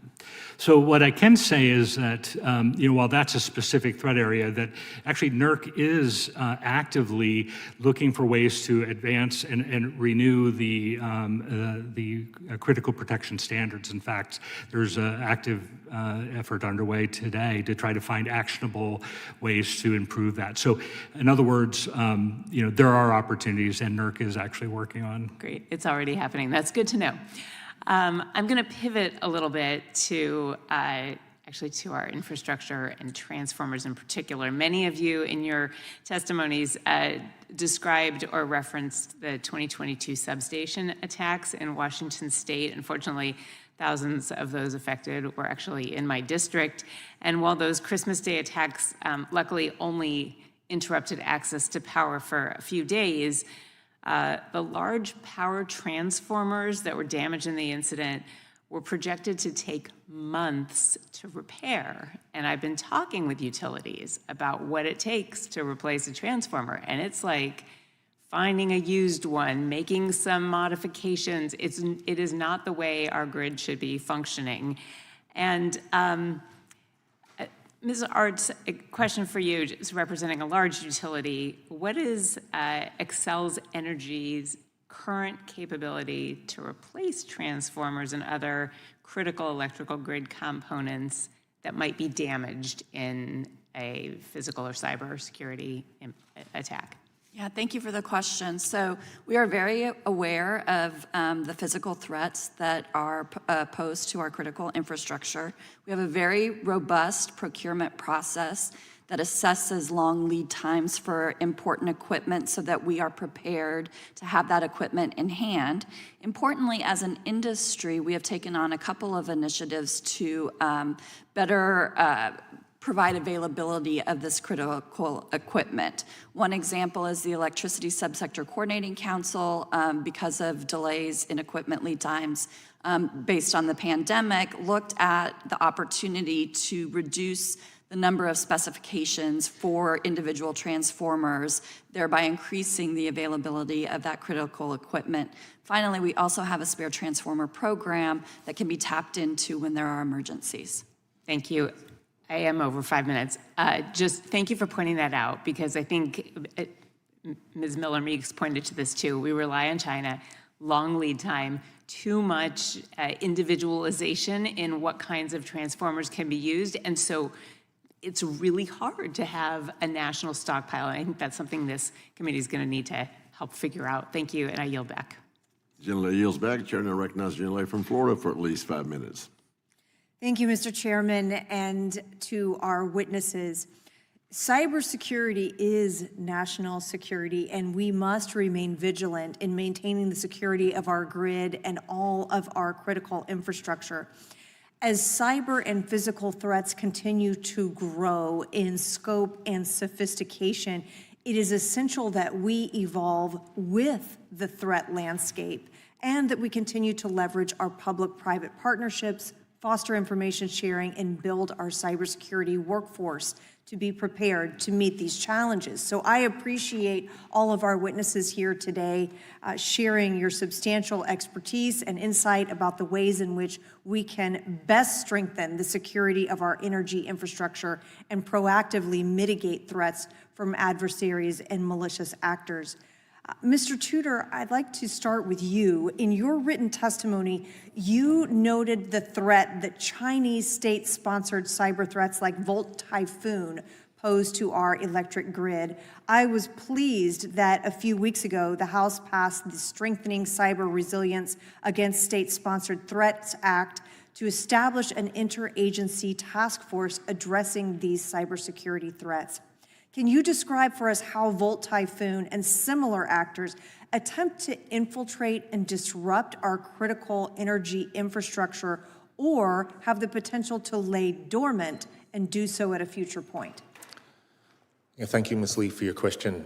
It was encouraging to see that joint coordination at the federal level being prescribed. I think we are very concerned about the Chinese actors in particular. I mean, we note that Russian-affiliated actors tend to be very active. They don't lay dormant. They go for the jugular in many different ways. Volt Typhoon, Salt Typhoon, all of the things that we have designated there have not been imminent threats per se to our infrastructure, but they are, as you said, lying dormant, waiting for appropriate times to be activated. Across the interagency, the national labs, CSER and others are working on threat and incident response capabilities to be able to work with NRECAs, other utilities, to identify those threats and mitigate them where necessary and where possible. And I think we're also developing tools that can be applied across the industry to help with those hunt and threat activities. Understanding where the adversary may be is critical.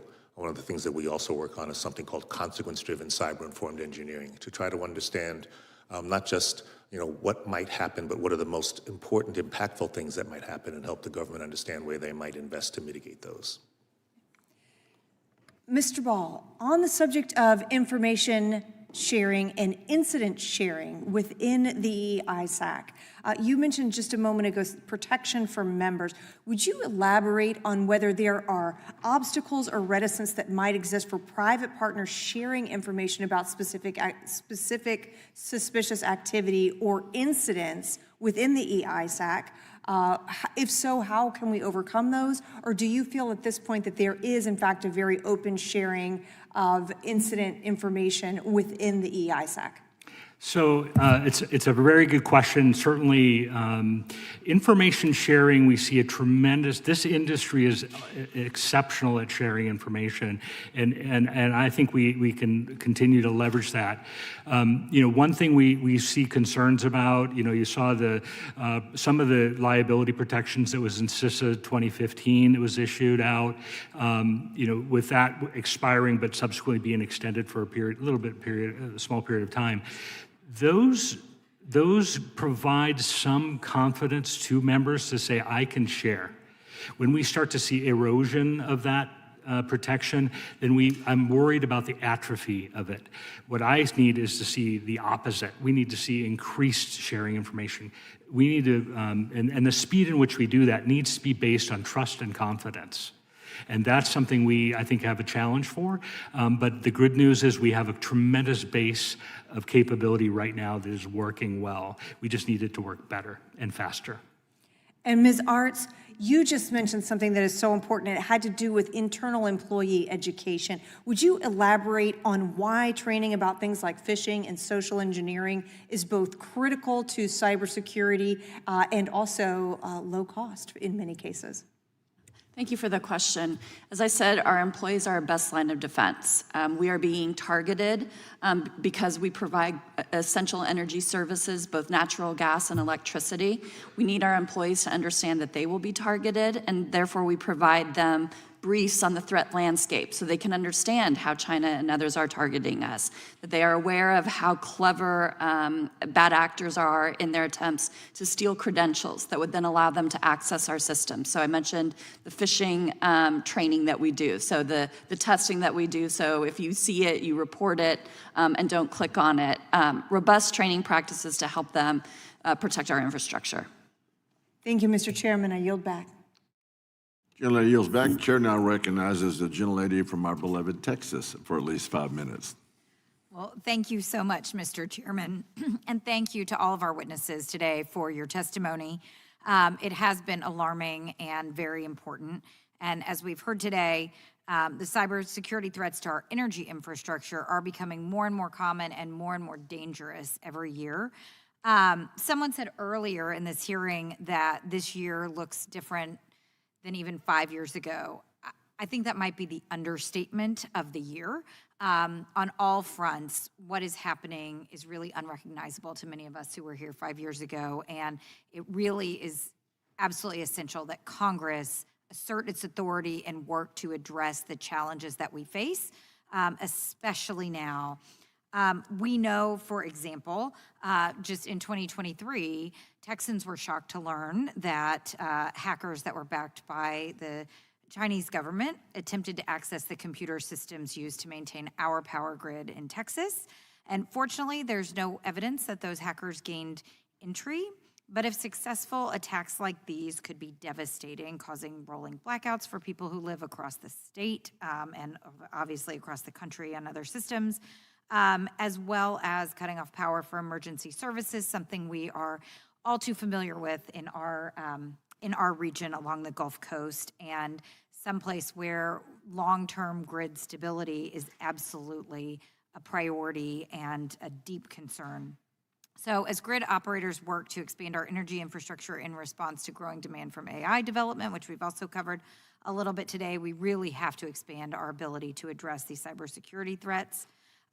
It is crucial that Congress takes up transmission permitting reform so that operators can expand and modernize the grid on pace with demand. And while we talk about permitting reform, and I am hopeful that we're going to see some coming out of our committee and out of this Congress, I really hope that this committee can come together to find solutions to this problem and to address transmission. When I hear from our independent grid operator, ERCOT, about security issues, CRIS stands out as an exemplary partnership that's driving real results, and so I want to acknowledge that. And everyone here knows, of course, that it facilitates information sharing among asset owners and operators about cybersecurity threats and leverages the National Labs expertise to analyze the threats and provide program participants with the information they need. I think a lot of people who aren't in this space don't necessarily know and understand the importance of this partnership, but I think it is really critical that we are sharing with the people that we represent and people across the country these examples of these successful partnerships between the government, industry, academia, research institutions. That is something that when Mr. Weber and I served on the Science, Space, and Technology Committee, I was always struck by how well and effective these collaborative partnerships are. And so I think it's just really important to point that out and to emphasize that when we work together, we can work to get things done and to address challenges like these. But as many of us know, things are not working very well in Washington these days, and I hope that Congress will take your testimony to heart and will move quickly on several of the recommendations that you've made. I do have a couple of questions to ask before my time is up. And Mr. Krejsa, you mentioned the need for information sharing and analysis organizations like ESAC to ensure that membership includes a broad set of energy stakeholders. What can Congress do to help expand access and utilization of programs like CRISP, give energy stakeholders greater insight into the threat environment? And obviously, always a question, do we need additional funding from Congress to ensure adequate participation? Thank you, Congresswoman. I think that we've talked a lot about the ETAC today and its efforts at figuring out new models of turning threat intelligence into practical, helpful advice for different kinds of consumers. And I think whether it's ensuring that ETAC has the authorities and funding it needs, or if we need different variants of it for different subsectors along the way, I think that's something that would be very impactful, especially as our energy ecosystem moves toward one that's more diverse, diffuse, and distributed and has more different kinds of actors in it. And just as a quick follow-up to that, because this is an issue we've dealt with in this committee, in this Congress, can you speak to the importance of adequately funding and staffing the national labs to analyze CRISP data and help keep our communities safe?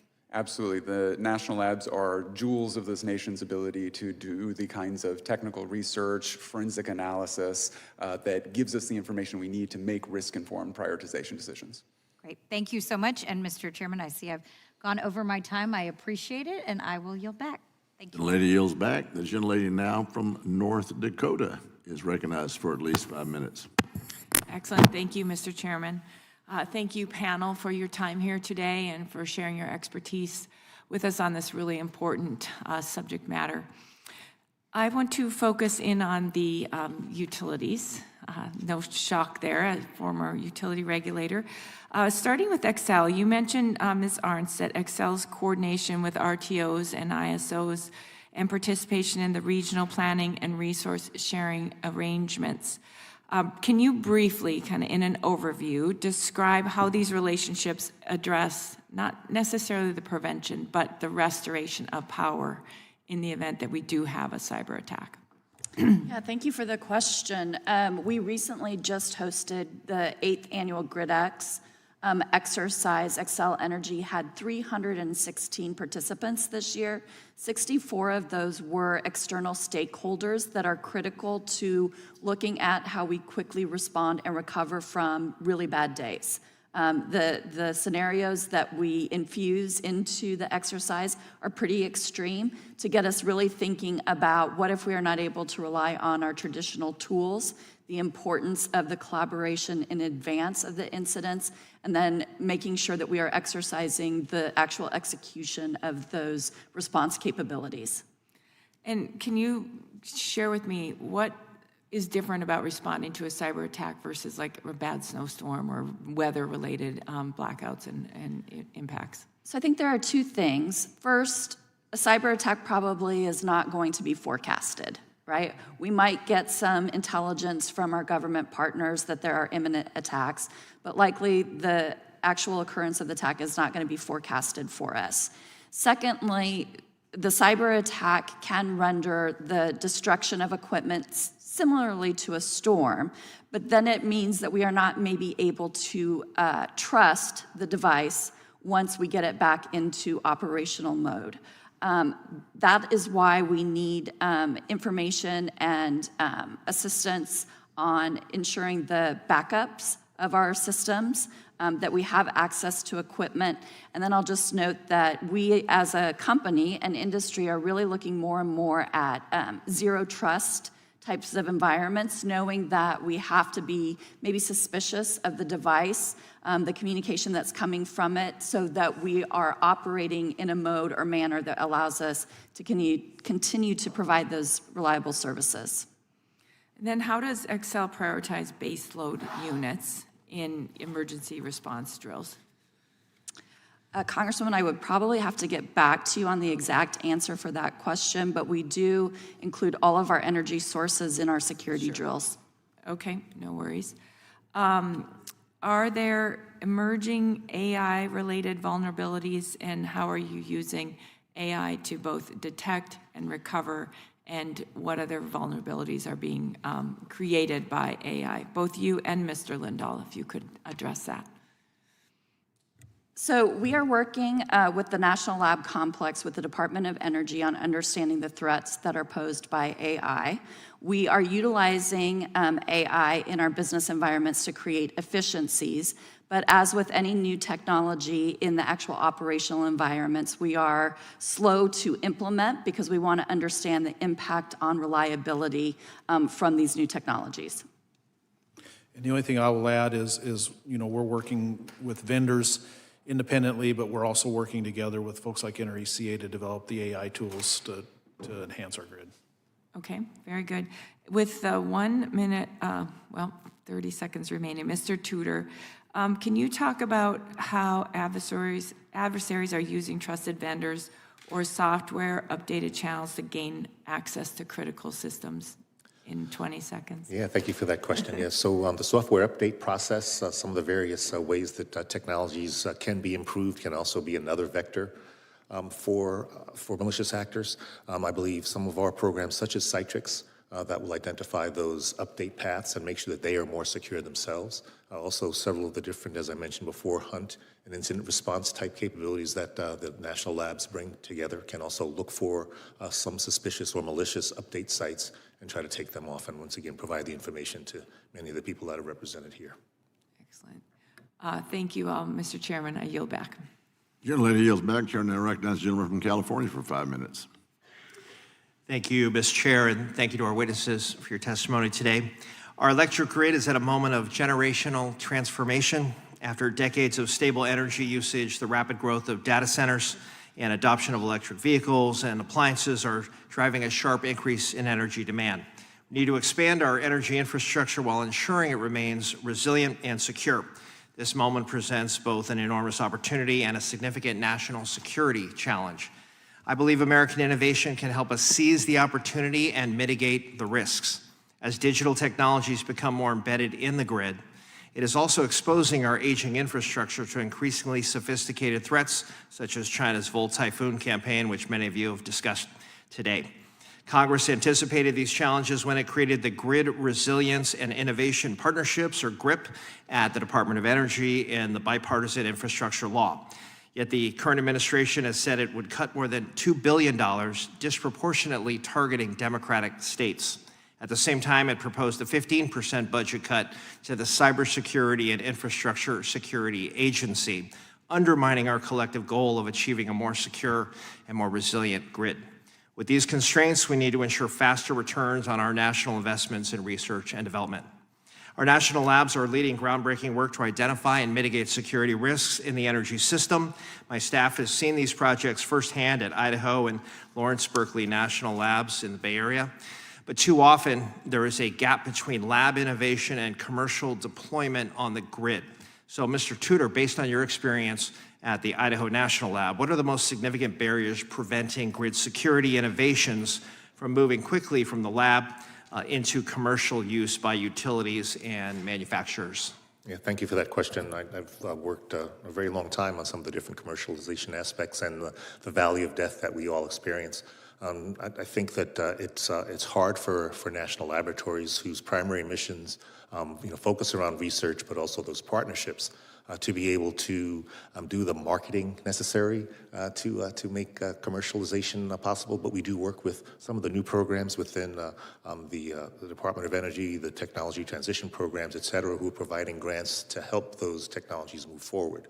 We also bring partners in like the NRECA members, other utilities, to come help us beta test these programs and see for themselves. So when we have an advocate that has seen the benefit of one of these programs, right now one of the tools that we have developed called Malcolm, which is an intrusion detection and monitoring and analysis capability that is open source, has been tested and sponsored by many of the utilities, and so we've been able to get that out and make a big impact, I think. So we have to practice more about how we can do transition, the department, but also we have to work with our partners to make sure they understand the capabilities we might be able to give them. Appreciate that, Mr. Tudor. My next question is, Mr. Krejsa, a bunch of your testimony outlines how China's dominance in manufacturing of components like smart inverters and batteries poses a national security risk. To build long-term American industrial leadership, how should Congress prioritize and sequence its efforts between the near-term need to onshore existing components and the longer-term investments in next-generation energy technologies? Thank you for that question, Congressman. That's, I think, the key question underpinning a lot of this.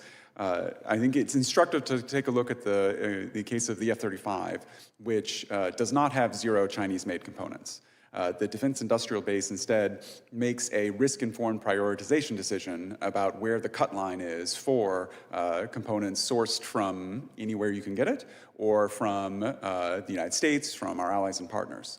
And I think Congress could play an important role in helping catalyze that kind of prioritization among the broader electricity equipment and electrotech field and advanced manufacturing more generally, to help us focus on what the highest consequence, highest risk priorities should be that need that urgent scrutiny, and what kinds of sustained industrial investments are going to be necessary to patch those risks.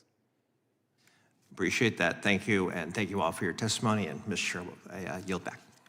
Gentleman yields back. The chair now recognizes the gentleman from Colorado for the gentleman from Ohio for 5 minutes. Thank you, Mr. Chairman. Thank you all for being here today and how we can secure our critical energy infrastructure, so appreciate your time here. 2 weeks ago, the U.S.-China Economic and Security Review Commission released their 2025 report to Congress. In this report, the commission stated, the extensive use of Chinese components in the U.S. grid creates risk for cyber espionage and sabotage. As our nation looks to increase grid resiliency and reliability in the face of historic electricity demand growth, Congress and all relevant energy stakeholders must work to reduce our reliance on foreign adversaries, such as China, to meet our energy needs. My first question is for Mr. Tudor. In regards to China, Russia, Iran, and North Korea, you note, although the United States is not the only nation in the crosshairs of these advanced, persistent cyber actors, the unique makeup of our critical infrastructures and key resources make us particularly vulnerable. Can you discuss why the United States is uniquely vulnerable to cyber attacks on our grid? Yeah, thank you for that question, Congressman. I think the first thing is that one of the first major countries to have an electric grid like this, and we sometimes say that it is the most complex and complete machine in the world, has been built up over decades and decades, almost a century. And so as we keep adding new components and keeping old components, those interfaces, as have been mentioned before, sometimes become vectors for attack. Understanding how to and where to update some of these equipments with new technologies, which help digitize and provide different benefits, but also may contain some of those components that we are concerned about, also puts us at risk. I think that we are the leader in understanding cyber risks internationally, and I think that is the other aspect that makes us more of a target, and also as the #1 economy in the world, obviously we are a rich adversary to go after. Because of the infrastructure, not being owned by the federal government, by any one entity, but being owned across different types of asset owners, different asset types, also, provides a little bit higher risk, and we all work on protecting all of those different types of assets. Okay. Thank you for that answer, Mr. Tudor. You also mentioned that the emergence of AI has shown promise in the ability to enhance grid operations and defend the grid from cyber attacks, but it also introduces risks that could be exploited by cyber attacks. Can you expand on some of those risks, and how is the Idaho National Lab working with AI stakeholders to address those risks? Yeah, thank you again. AI is not the worst thing that we've seen happen, but it is a powerful new tool for both malicious actors, but also for defenders. As Ms. Artz mentioned before, adopting some of the new technologies, is not without risk itself. And so we are working with utilities to understand what actually AI-enabled defensive capabilities that come from vendors may actually do and how they might be subverted. Looking at how AI-enabled offensive tools might identify risks in our critical infrastructure is something that we and other national labs work on as well. We can't necessarily defend something that we don't understand or don't know where it's coming from. So we are looking at all the capabilities of our adversaries to see where they might apply AI. And it's a continuous battle. We work on developing, understanding of the adversary as well as developing new technologies to work to defend the grid and to reduce risk. Thank you. Well done. My last question is for Mr. Lindall. As you mentioned, rural electric cooperatives face unique challenges, as your infrastructure often covers thousands of square miles with few customers per mile. Can you discuss the difficulties co-ops might face protecting your rural and remote infrastructure, and how can Congress and relevant federal agencies support your efforts to protect against physical and cyber attacks to your infrastructures? 30 seconds, sir, please. Thank you. Yeah, it's a difficult challenge because we're so spread out. But how Congress can help is to continue to fund things that allow the innovation to address these challenges. So like the RMUC program and other programs like that, Congress can fund those and come together and allow the industry to identify the unique challenges they face and work together to solve those problems. Gentleman yields back. The chair now recognizes the good doctor from Pennsylvania for Colorado for 5 minutes. Doctor or not, we recognize you. Thank you, Mr. Chair. I'm glad to be upgraded to doctor, even though I'm not, of course, to the ranking member, and then thanks to our witnesses for taking the time today. My first question will be to Mr. Krejsa. Did I say that right? Krejsa, sir, thank you. Krejsa, got it. You talk about in your testimony how important it is to organize the disparate modern energy and national security stakeholders across public and private sectors. And so I think we've talked about a couple of different facets of that so far in the testimony. One thing that I wanted to hone in on a little bit, in a previous life, I spent 12 years in the U.S. Army and Colorado Army National Guard as a helicopter pilot fighting wildfires. And so we know that wildfire risk, especially in states like Colorado, which is one of the most at-risk states, has a direct impact on critical infrastructure like energy distribution systems. And so we would just love to hear your thoughts on things that the federal government can do to bring together some of those different actors that are in the immediate response to natural disasters, and then the long-term follow-up, specifically when entities may be facing lawsuits or any other sort of liability that potentially has the capacity to bankrupt, for instance, a rural electric provider. Thank you, Congressman, and thank you for your service. I think that's a very important question. I like to think about how the steps we can take, whether it's technology, resources, information sharing, to ensure the security and resilience of our infrastructure often looks very similar, whether we're talking about a hurricane, a hacker, or a wildfire. And that's ensuring that we're practicing how to respond, how to anticipate with the right stakeholders at the federal, state, and local level along the way. And the critical role that institutions like the EISAC and ETAC and that their sector risk management agencies at Department of Energy, CISA, and elsewhere play in convening all those stakeholders can't be overstated. This is a complex, as Mr. Tudor said, this is one of the most complex and complete machines in the world that's manned and operated by just many, many thousands of people with all different kinds of resources, all different kinds of backgrounds and level of expertise.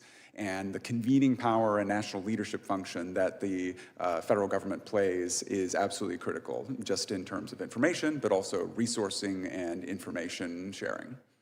Thank you. Same question to Mr. Lindall. I know you represent some of these rural electric co-ops. Natural disasters, immediate response, and then longer term, specifically with thought to like some of the insurance and liability questions that emerge in this space. Yeah, we deal with equipment. It took us over, nearly 100 years or 80 years in our case to build our grid. We can't afford to rebuild it overnight. So we adapt and prepare, and like Mr. Krejsa said, it really makes no difference what the threat is. We need to respond the same, whether it's a wildfire, cybersecurity, physical security incident. So part of it is we prepare and we have things ready and in place to go should something like that happen. But then the second part is, we really identify how can we get ahead of it, how can we learn from the past and really learn how to mitigate these costs in the future so we don't have those significant costs. Great. So along kind of similar lines, being able to have that pre-planning to be able to mitigate any sort of major disasters. We just talked about it. I want to switch a little bit to supply chains now. How can we make sure, as you said, the grid is 80 to 100 years old? How can we make sure that we're prioritizing either new components or new technology, and we also have the supply chain to be able to roll those things out, specifically focusing on things like permitting reform. That's been a big emphasis of mine, to make sure that we just have the manufacturing capacity to be able to do things like get newer modern transformers, generating turbines, things of those natures. Can you speak to the supply chain component of this and what Congress should be focusing on to do that triaging and prioritization that we previously discussed in the context of F-35s? 35 seconds. Yeah, one of the things we're doing as cooperatives is we partner together like we do with many things, and we have our own suppliers, and we self-source a lot of our stuff that we actually utilize, and that keeps it in the family. It allows us to have the full control over it. As far as the government helping us is really vetting those components that are coming in. We don't have the ability to really understand the threats that are coming in from overseas, or the threats even from within our own walls. How can Congress put into place through the national labs and other partners to do that vetting on our behalf, because we don't have the ability to do that ourselves. Thank you. Yield back. Gentleman yields back. Now the chair recognizes the good doctor from Pennsylvania for 5 minutes. Thank you, Mr. Chairman, and thank you for holding this important hearing today. This year, our committee has discussed at length how critical an affordable and reliable grid actually is.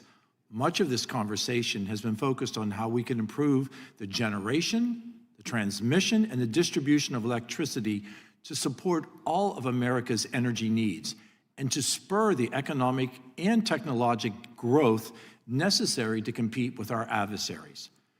As electricity and the demand for it continues to grow, and as we build out more infrastructure to support this demand, securing the grid against both cyber and physical threats, these will both become even more challenging. Building up necessary energy infrastructure is the first step in reliability, but keeping it operational in spite of numerous state and criminal actors who see our electrical grid as a target will be a continuous and an ongoing challenge. Each technological advancement used to enhance the grid or new piece of infrastructure that is brought online represents a new vulnerability for threat actors to target the political or financial gain that might be achieved. I represent an incredibly beautiful rural area in Pennsylvania, which provides unique challenges to both cyber and physical grid security. Mr. Lindall, how can we ensure that we are utilizing the more limited resources in rural areas to identify and secure the infrastructure which is most vulnerable to attack and most critical to keep online? I think through partnerships, one of the things we do well as cooperatives is we proactively take a look at what we can do to solve it, but then we also have the reactive approach. So we work, and it's quite evident when you see a hurricane come through Florida, let's say. We have a mutual aid system set up that we send folks down and help restore power in Florida. We have similar things set up with a lot of our equipment manufacturers and transformers and things like that nature.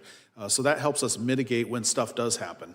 In central Pennsylvania, we see that cooperation with our rural electric co-ops. They're incredibly interactive and incredibly cooperative, whether in face of emergency or in the day-to-day activities that they provide. That's right. How can the coordination and information sharing that you talk about between rural electric co-ops like yours help those with limited resources to function more effectively? So one of the things that we've talked about, and I talked about in my testimony, was funding programs like RMUC, the Rural Municipal Cybersecurity Program, because that helps us develop collectively the tools that we can, and we can share the knowledge and information from the larger cooperatives down to the smaller cooperatives. And it really allows us to share those resources among, no matter your size. Do you feel that any regulatory or knowledge barriers currently exist that make proactive coordination that you're talking about in advance of threats more difficult?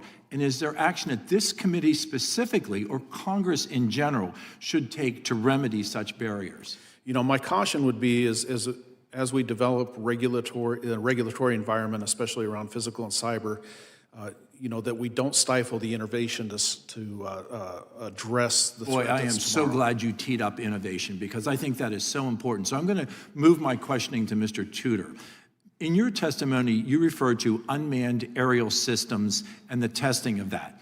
At Johnstown Airport in Pennsylvania, in my district, Dr. Larry Knowlton, through his group, Arium, is working to grow UAS pilot workforce and advance UAS innovation. You and I recognize how important that can be. Can you elaborate on how you see UAS integration as a way to improve grid security and how the training of a UAS workforce can prepare individuals for these security applications, as is currently going on right now in Johnstown, Pennsylvania? Yeah, thank you for your question, Congressman Joyce. So, training in all of these critical areas is something that's near and dear to my heart, as well as innovation, as you mentioned. We have a UAS and counter UAS capability at the Idaho National Lab in that 890 square mile, working with programs such as those to help look at specific use cases. And one of those is the ability to look at different critical infrastructures, whether it's for overgrown vegetation or concentrations. So having those capabilities, using those UASs to help protect critical infrastructure is one of the early use cases, and I think it'll continue to be a use case for that. Securing our electrical grid against threats, we all recognize is critical, and we need to explore that even further. I look forward to working with this committee to ensure that America maintains the most reliable grid, the safest grid that is possible. Thank you, Mr. Chairman, and I yield. The gentleman yields back, and the chair now recognizes himself for at least 5 minutes. Thank you all for being here. Moore County, North Carolina attack in December of 22. Y'all are familiar with that. We were out there with the committee. We saw 27 shell casings on the ground. You're talking about a high-powered rifle. We looked at it very carefully and very closely. Every single round was put in this far down from the transformer so they could drain the oil. Then they had an oil tank that held, I don't know what, 250 gallons, had 2 rounds put in it. They knew exactly what they were doing. They didn't go there and just start shooting the place up. So when we talk about hardening the grid, are we talking about higher walls? Are we talking about getting that facility away from the beaten path, as the poet once wrote? Are we talking about having security there 24/7? Ideas on to protect these substations. Mr. Ball, we'll start with you. Well, thank you for that question, and certainly that concern has plagued us for many years. Our industry has seen it even with, vandalism, for that matter. But just all the way back to the Metcalf substation attack, where there was a very purposeful and knowledgeable physical attack on a substation, which had some significant implications. And I think we saw that flare up. I think what we need I don't think you can build a wall tall enough. I don't think we can afford the costs necessary to harden that infrastructure to prevent against ballistic attacks when there are other attack scenarios, such as drones. You can shoot those down if you have the experts there. If you have the expert and the authority. You can get those experts from Texas, by the way. Yeah. I couldn't foot stomp enough, but I think there's a lot of different threats to physical threats to a substation. And, while you have ballistic attacks as a legitimate concern, it also, drones do pose a real concern for industry. And I think that's another area where we need to put some focus on, which is, unlocking the capabilities. Sure. Well, I'm going to go, Mr. Lindall, since you're in the business you're in, what say you? Yeah, so I think there's a lot of low-hanging fruit that we can do before we, build walls to actually stop everything. And a wall won't stop absolutely everything either. Sure. Things we're looking at from policy perspective, really not putting our infrastructure out there where people can easily access what it is and where it is and what it does. Those are some simple things we can do. What we're doing at Kenergy is part of the reason we're building our fiber network is so that we have better insight, better monitoring of our system, and we can have quicker and more accurate response and maybe hopefully catch things sooner than later. Last I heard, there was a move for a different kind of transformer that were in very, very short supply. Is that still the case? Where the government is mandating different transformers, or was that just under Biden? Not ringing a bell? Yeah, there was a push to use a different type of steel that was going to kind of struggle for us to keep up with manufacturing on the smaller transformers in particular. For the ones that take the actual time, we're talking about the big substation transformers. Those I don't believe were in that bill, but Okay, but smaller transformers still all good. still, we're good. A couple of things that we've been talking about. When Mr. Peters was here doing his 5 minutes, he talked about wildfire risks. So, Ms. Artz, I'm going to come to you. Is wildfire, can't be just in California, there's got to be other areas. How widespread is that? So we are seeing increased risk from wildfire across our entire service territory. Being here in Washington, D.C., we saw the smoke from the Canadian wildfires, right, a couple summers ago. Wow. So it is something that all utilities are working collectively on risk mitigation best practices, sharing that information.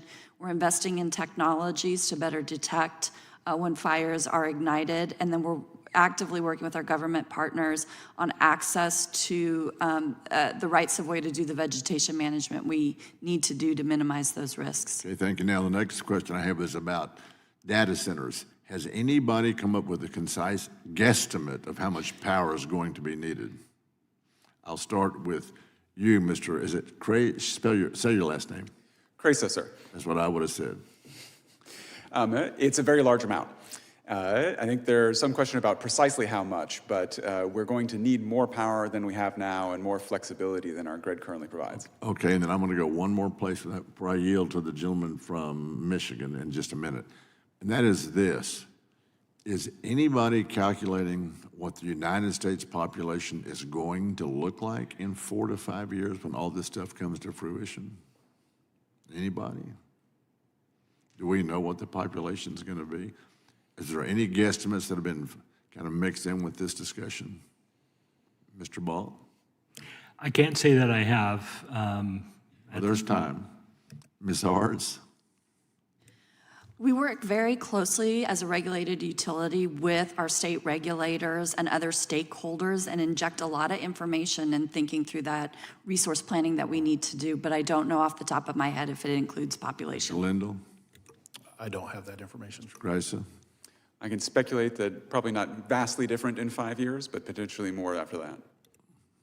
I think you're onto something there. It's going to be a lot more. Mr. Tudor? I don't believe, that I don't know that number, but I know that in a lot of the calculations and the answer, a very large number, the growing population was also included. Interesting thought popped up in my head listening to all this, all the discussion we're having. Thank you all for being here. Now, the gentleman from Michigan is recognized for 5 minutes. Thank you, Mr. Chairman. Michigan families are already paying the price for an energy policy that is based more on fantasy than on physics. Reserve margins are tightening, reliability warnings are increasing, and we are watching generational assets that were scheduled for retirement get pulled back into service because Democrats were more focused on solar and wind than nuclear and natural gas. The system cannot absorb the loss. The Campbell plant in Michigan is a perfect example. It was slated to shut down, but Americans could not afford to lose that reliable, dispatchable power. Now FERC is reviewing whether Michigan ratepayers should be compensated for the burdens of cost created by keeping this plant open and avoiding unavoidable brownouts for the rest of the region. We are continuing to work with those organizations here to make sure that Michiganders do not shoulder that burden alone. That tells us something very clear. Despite these facts, we are not transitioning from strength. We are backfilling reliability gaps created by policy decisions that were ignored the operational realities of the grid.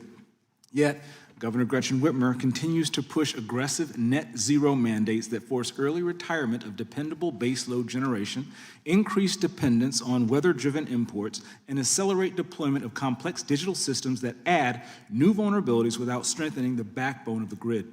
At the same time, the technologies being deployed under these mandates, solar inverters, EV chargers, battery systems, are far more digitally connected than traditional generation. They increase the number of access points adversaries like the PRC can exploit, and they expand the cyber attack surface at the moment when the threat environment is becoming ever more aggressive, not less. So my concern today is straightforward. Michigan's being pushed into high-cost, high-risk energy future before the grid is ready, before cybersecurity standards have caught up, and before consumers have real protections in place. We need clear answers on reliability impact, the cyber vulnerability, and the financial burden being placed on families. Mr. Ball, In your view, are these rushed net zero policies creating both higher costs for families and greater cyber exposure for the grid, and at the very moment at which that we are changing course? To be candid, I don't have enough contextual understanding to be able to give an affirmative or negative answer to that, but I admit that it is a very significant issue. Okay, well then, net zero technologies such as solar inverters, EV chargers, battery systems, and similar technologies, does accelerated deployment of these devices expand the attack surface for adversaries such as PRC? Absolutely. And based on current threat levels, are today's NERC SIP standards sufficient to manage this increased digital exposure, or are we adding technology faster than we can secure it? Well, I can say that you can't look at the regulation or the standards to be completely comprehensive, but I can say that, NERC on that side of the house is actively looking for more agile and adaptive standards writing to adapt to the changes that are happening. So I know there's attention to that, but I would have to provide additional detail at a later time on what they're doing. Thank you. Continuing to strive toward a greater, more sustainable and affordable energy future is in all of our best interests, but we must remain focused on the reality at hand while we strive toward a brighter future. Mr. Chairman, that I will see the balance of my time. Gentleman yields back. I'd like to thank all of the witnesses for being here today. Members may have additional written questions for you all. That's a Texas term. I'll remind members that they have 10 business days to submit additional questions for the record, and I ask that witnesses please do your best to submit responses within 10 business days upon receipt of the questions. So I ask unanimous consent to insert in the record the documents, including on the staff hearing documents list. With that objection, so ordered. That objection, the subcommittee is adjourned.